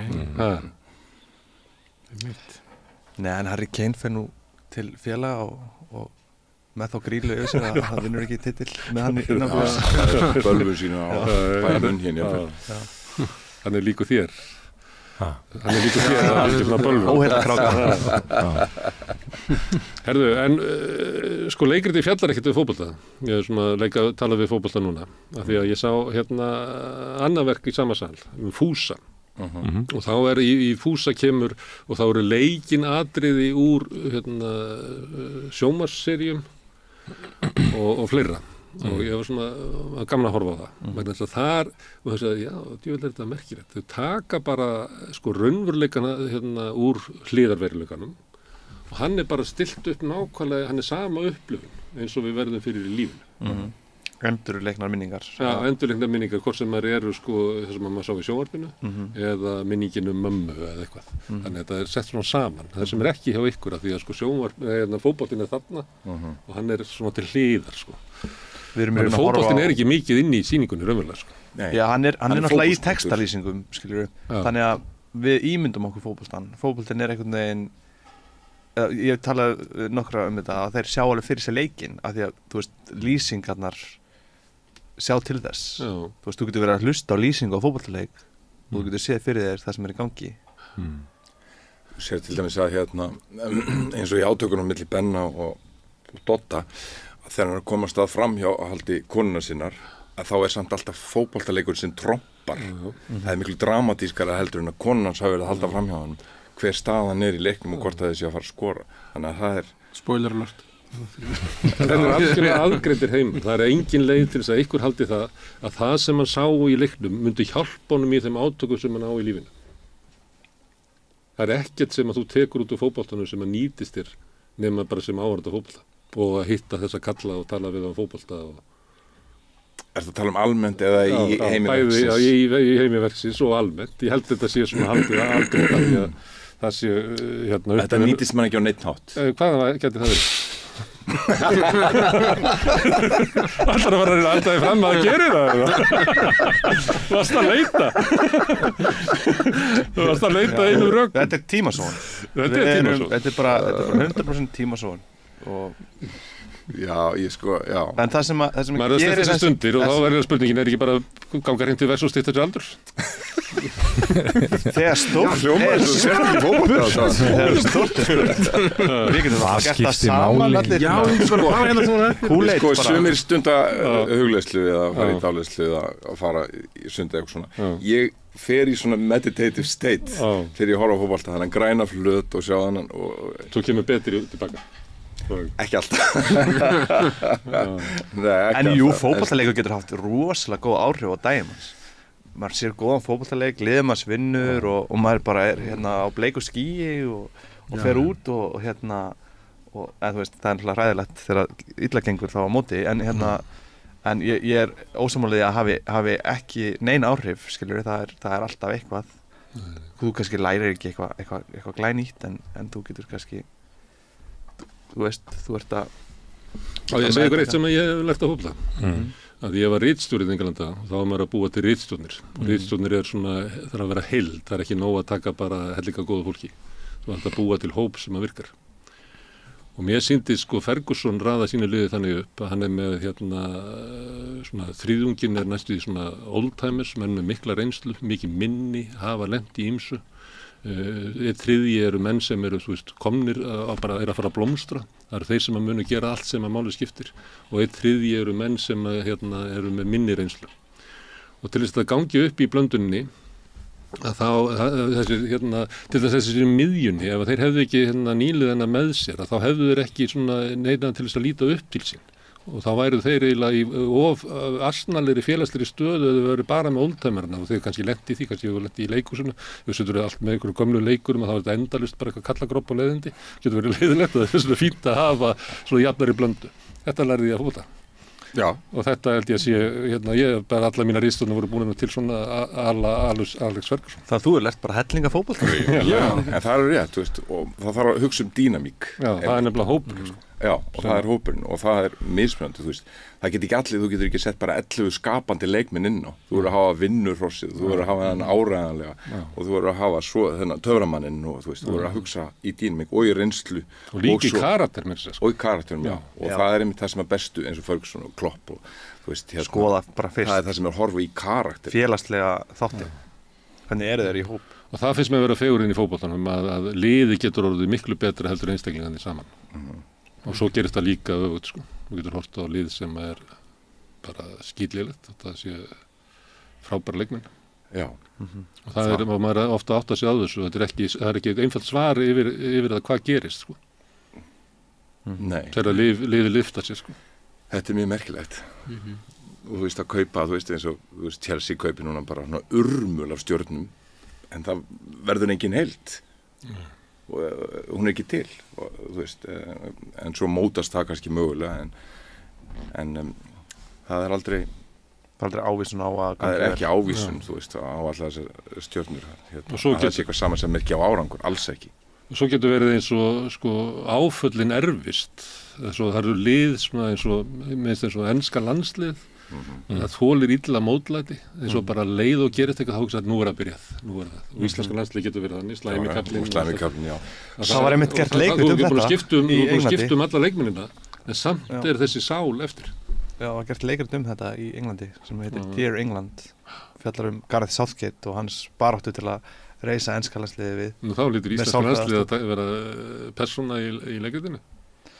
Líklegast minnst eitthvað á íslenska landsliðið, já. En ég hef ekki séð þetta leikrit. Já, einmitt, já, það var mjög þetta slæðsta niðurlægingarstund í enska landsliðsins. Já, rosalegu punktur. En já, einhver hlutu vegna þá skiptir eins og þú segir saga og hefð máli í þessu sem og öðru, að þú veist, þó að Manchester City séu að, þú veist, bara vinni bara að vild, þá er samt svona eiga þessi svona lið sem þeir tapa eiginlega alltaf í strögglu við, þótt að þau séu bara í botnbaráttu, þá er einhver svona hefð fyrir því að þeir í baráttu erfitt með, ég man ekki Crystal Palace eða það er eitthvað svona, það er bara alltaf erfitt með það og það er bara sögulegt. En svo er svo merkilt með íslenska landslið, eins og þetta gullalda lið okkar, að það bara breyttist allt í henni hefðin, bara gerðist eitthvað. Við erum bara allir komin á storm og það er bara orðin breytt. Stækkaði sjálfströst underdogsins. Allt innum talda sig geta gert eitthvað. Já, það er bara ótrúlegt að íslenska landsliði hafa komist á stórmót. Það er rosalegt. Þú veist, mér hefði ekki órað fyrir því þegar ég var lítill. Herðu, þetta fjallar karlmennsku, myndi ég segja þetta leikrit. Og það er ekki dregin upp glæsileg mynd af körlum. Og karlar í svolítið í vandræðum. Ég var að hugsa hérna á leiðinni upp yfir að að þú varst að tala núna til þess að fara inn í svona safe space við fótboltans, þess að út úr þá raunveruleikunum sem ég veit í hvað er, og leikritið er að sömuleyti það að þessi menn er ekki góðir í lífinu. Og ég var að velta því að ég kem á svona sjómannafjölskyldum, þar sem að sjómanninni voru meira og minna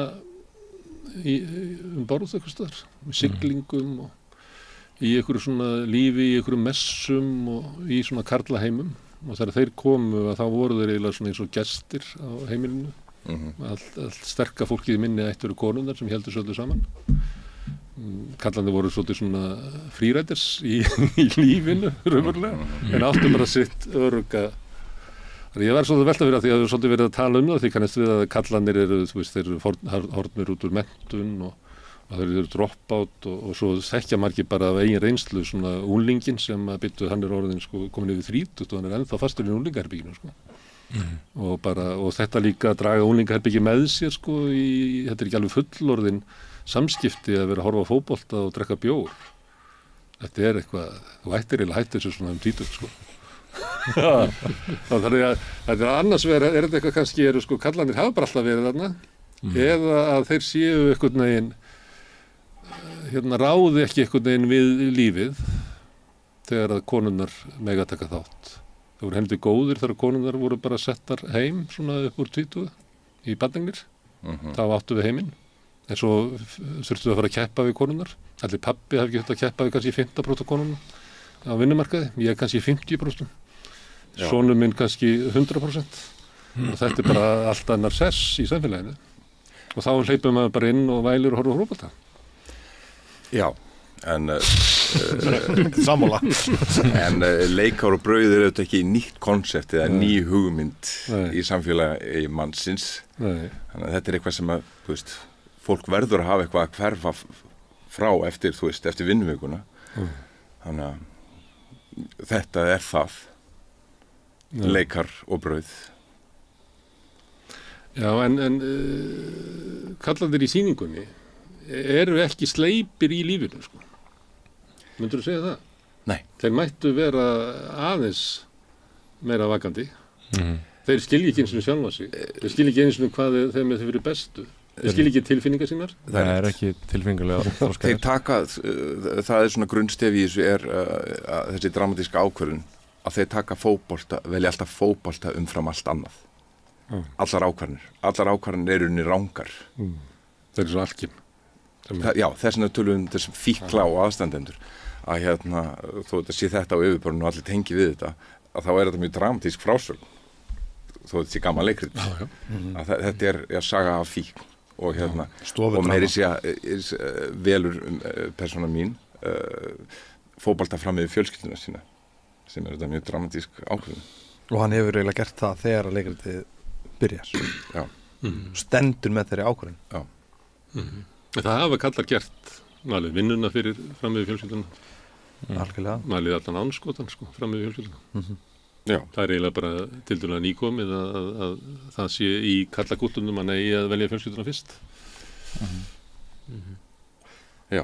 En þú veist, þetta er líka svona fíkla aðdæmi og eitthvað svona kvíða líka, þú veist, ef maður finnur fyrir einhverju kvíða þá sækir maður í eitthvað sem maður þekkir og þú veist, við kannski sækjum í það sem við þekkjum sem það bara fótbolti, við vitum ekki alveg hvernig úrslitinn verða, en við vitum samt að þú veist, liðið okkar er að spila hér og þannig að okkur líður þó vel í þeim aðstæðum og við vitum svona nokkurn veginn við hverjum við erum að búast. Þetta er svo einfaldur heimur og einfald samskipti að 5 ára ræðu við það. Já, en þú veist, en ef við erum kannski með fjölskyldun okkar, þú veist, þá vitum við ekki alveg hvort að við séum að fara eitthvað rifrildi við maka okkar eða hvort að, þú veist, barnið okkar sé fara að meiða sig eða eitthvað, þú veist. Þetta er athvarf. Þetta er athvarf. Karlakvarf. Dagvist fyrir kalla. Afþreying svona, já. Athvarf fyrir kvíðasjúklinga. Kallar hafa alltaf verið svona, muni ekki eftir svona skellinöðru drengjum. Mótorsmiðum er búin til í kringu það að eiginlega eina leiðin til þess að ná ungum drengjum að glapstugum er að setja undir á skellinöðru af því að þeir fyttuðu ekki alveg inn í samfélagi sem var. Þannig að það hafa verið alltaf svona einhver bílskursböndin voru þannig, eins og var hljómsveitir voru bara gallasport í bílskurum. Já, en eins og þú sagðir áðan að því að við erum að tala um karlmennsku og karlmaðurinn er í endur skilgreiningu eins og tölfræðin segir okkur að þú veist, við erum mestu droppaðinn og öllu námi, þú veist, bara menntunin er að breytast svona kynjalega sér bara mjög hratt sjálfsmorðstíðni karlmanna, ungra karlmanna og hann er bara mjög há, mun herri í samanburði við konur og í samanburði við geðsjúkdóma og bara mörg tölfræði sem er bara alls ekki í hag karlmanna. Lífaskemur og bara, já, þannig að þetta er eitthvað sem að þarf alveg að skoða og rannsaka og við erum ekki kannski að sýna leiðina, við erum að skoða hvernig þetta er. Þannig að við erum ekki að sýna lausn, þetta er ekki málefnið sem að við erum, ég er ekki hrifinn af því. Þetta er rauninni sýnidæmi. Já, þetta er sýnidæmi hvernig... Hversu illa komið fyrir okkur? Já, kannski verða að skoða það, já. Á þess að sýna einhvers konar lausn eða... Þannig að þegar við sittum hérna að finkalla verðum við ekki að gera eitthvað í þessu ef köllunum... Þetta brennur á mér. Afvegalitir eitthvað neginn. Þetta brennur á mér. Finnst ykkur það? Kallakultúru sé ykkur þrótti svona? Nú það sprettur síðan upp sko, svo erum maður að horfa á podcast og svona, þá kemur bara eitthvað svona incel-kultúr að allt í einu komin einhver rosaleg svona kvennfyrirlitning og konur er bara að vera heima og kallan er að vera skaffarar og skrúum bara tilbaka, getur ekki haft bara 1950 þegar ég hafði eitthvað sess í þessu samfélagi og ég næri ekki að vera að keppa þessar konur og ég vil bara... Það er þetta óhugulegt að heyra. Þetta er bara, þetta fer svo hratt sko, þetta er svo rakett. Já, það er óhugulegt. Já. Ég ekki bara að tala um fótbolta. Það er miklu einfaldara.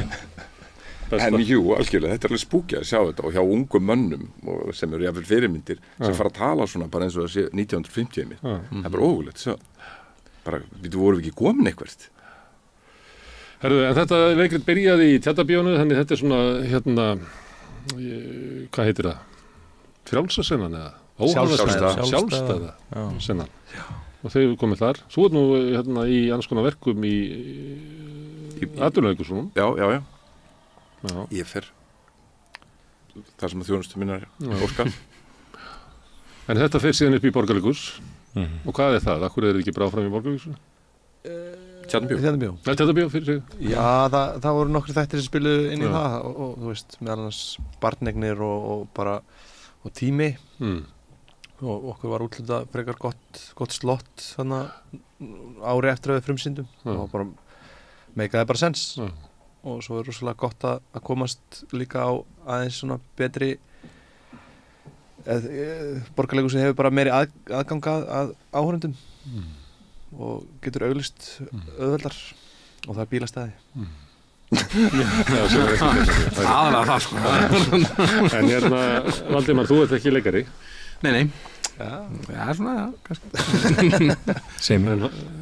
Þetta er þriðja leikritir sem ég tek þátt í sko Og þið skamin að þessu, það var náðu augljóst Já, mjög skemmtilegt sko Ég er alltaf þarna Já, svona, mér finnst þetta alltaf mjög skemmtilegt að taka þátt í svona leikritir Og þú leikur sjálfa þig eins og John Markovits í myndinni hans? Nákvæmlega eins og hann, já Það skýrir þetta kannski Being Valdimar Já, þetta er svolítið þannig, já Þetta er svona, já, þetta er svona bjöguð útgáfa af sjálfum mér og ömmiti og svolítið að hæðast sjálfum mér og svona myndinni af mér einhvern veginn Og ferð með eftirhermur? Jú Misgóðar kannski?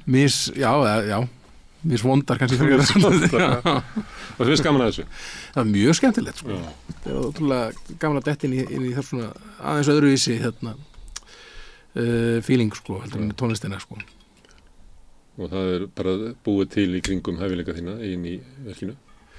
Já, svolítið, ég meina þetta með eftirhermurna, það svolítið var bara út af því að ég var svona Kemur frá okkur sönnum stað Kemur frá svona, já, smá sönnum stað svona, sem við vorum í ferðalagi til ferðalagi norður til þess að skrifa verkið þá var ég kannski að segja sögur af einhverju fólki og var svona hermið eftir þeim og þá var alltaf svona nokkur svona, já, hún er þannig svona allt í lagi eða svona, nokkuð góður í þessu þá dettur það svolítið svona inn í verkið að minn draumur síðan var það eftirherma og það er gaman að svona einmitt, þannig að það kemur smá frá einhverjum raunverulegum stað sko, og það sé kannski ekki beint og það þinn draumur? Er búið að planta þið inn? Já, nei, ekki beint sko mér finnst gaman að gantast og það er mjög skemmtilegt að fá tækifæri til þess í þessu verki sko. Það getur verið stórhættulegt að heyra svona að þjóðum að í leikhúsinu að maður sem heyrði það hann gæti orðið konungur Skotlands og það bara festist í heilanum og endaði illa það er erfitt að planta svona þið verður að fara varlega að vera að segja hansi góð eftir ég er mikið ég er á jörðunni með þetta það eru margir sem var fengið það var ekki góð fórseti það er hættulegt að ruglast á sólarljósinu og sviðsljósinu nokkulega Herðu strákar, gaman að fá okkur hingað að tala þessa sýningu kannski mest fótbolta og karlmennsku Sveinn, Valdimar, Ólafur og Albert kærar þakkir. Takk. Já, þetta eru þá lokin á Rauðaborðinu í kvöld. Ég þakka þeim piltum kærlega fyrir og öðrum gestur sem hingað komu, Salvur Nordal og Helga Gíslason í Skólaustjóra og ég þakka Pétri og Laufi fyrir að taka þetta upp og senda út og ykkur fyrir að hlusta og búa til svona fjölmiðil út úr þessu samtal okkar. Þið getið hjálpað okkur aðeins með því að segja vinum vandamönnum frá efni sem þegar við séð hérna við Rauðaborðið í öðrum þáttum samstöðurinnar frá þessu, þannig stækkar dreifikjörðu okkar, við höfum byggst upp á góðri afspurn, eitthvað sem eitthvað líkar og þið segir frá því og þá horfum fólk á það og það kannski bendir öðrum á það og þannig hefur samstöðun hérna orðið til úr engu. Þetta er mikilvægt, við getum sagt frá því að við erum á Facebook, við erum á YouTube undir nafni samstöðurinnar báðum stöðum, við erum í öllum hlaðvarpsveitum, bæði undir nafni samstöðurinnar og nafni einstakra þátta, við erum í útvarpinu á stór höfuðborgarsvæðinu, 89,1 á FM, næst út á Snæfellsnes og langt upp í Borgarfjörð upp á litlu kaffistofu út á Reykjanestá. Útvarpssendingarnar má sækja líka á spilarinn er á netinu, spilari.is og svo er spilarinn líka app sem má hlaða niður í síman og hlusta á samstöðuna og allar íslenskar útvarpsstöðvar, hvað sem er í heiminum, alls það sem er net. Svo erum við komin í sjónvarpið til þeirra sem eru svo heppin að skipta við síman. Þar erum við númer 5 á fjarstýringunni. Önnur fjarskiptafyrirtæki hafi ekki viljað dreifa efni samstöðun enn. Þau hljóta að sjá að sér einn daginn. Ef ekki, þá getið þið bara skiptið yfir á síman og fengið efni frá samstöðunni 24 tíma sólarhring, 7 daga vikunnar, allan ársins hring, samfélagsumræða við þetta Rauðaborð og í öðrum þáttum samstöðurinnar. Þið sem viljið taka þátt í þessu ef við kalla það tilraunaverkefni, að byggja upp fjölmiðil og umræðuvettvang hérna við Rauðaborðið og í öðru þáttum samstöðunar geti lagt okkur lið með því að gerast áskrifendur. Það kostar 2.500 krónur sem mér sagt að sé hlægilegt verð fyrir allt það efni sem við búum til. En þið megi borga meira þið viljið og þeir sem kjósið geti látið áskriftina renna sem félagsgjöldin í Alþýðufélagið og það Alþýðufélagið sem á og rekur samstöðuna. Allt sem við sjáið hér og heyrið í boði áskrifenda. Til að gerast áskrifandi þá farið inn á samstöðum.is, það hnappur sem ástendur áskrift. Þetta búið í bili, ég segi bara góða nótt. Við verðum hérna á morgun á föstudeginu fyrir hvítasunnu að þá vikuskammtur sem vikulegur þáttur sem við höfum hérna klukkan 16, klukkan 4 í eftirmiddaginn að þá fæ ég hingað 4 gesti sem að ræða fréttivikunar og þetta hafa verið líflegir og skemmtilegir þættir, hvet ykkur til þess að fylgjast með. En ég kveð í bili. Segðu það á Samstöðinni. Samstöðin í eigu hlustenda, áhorfenda og lesenda. Sláist í hópinn og gerist áskrifendur.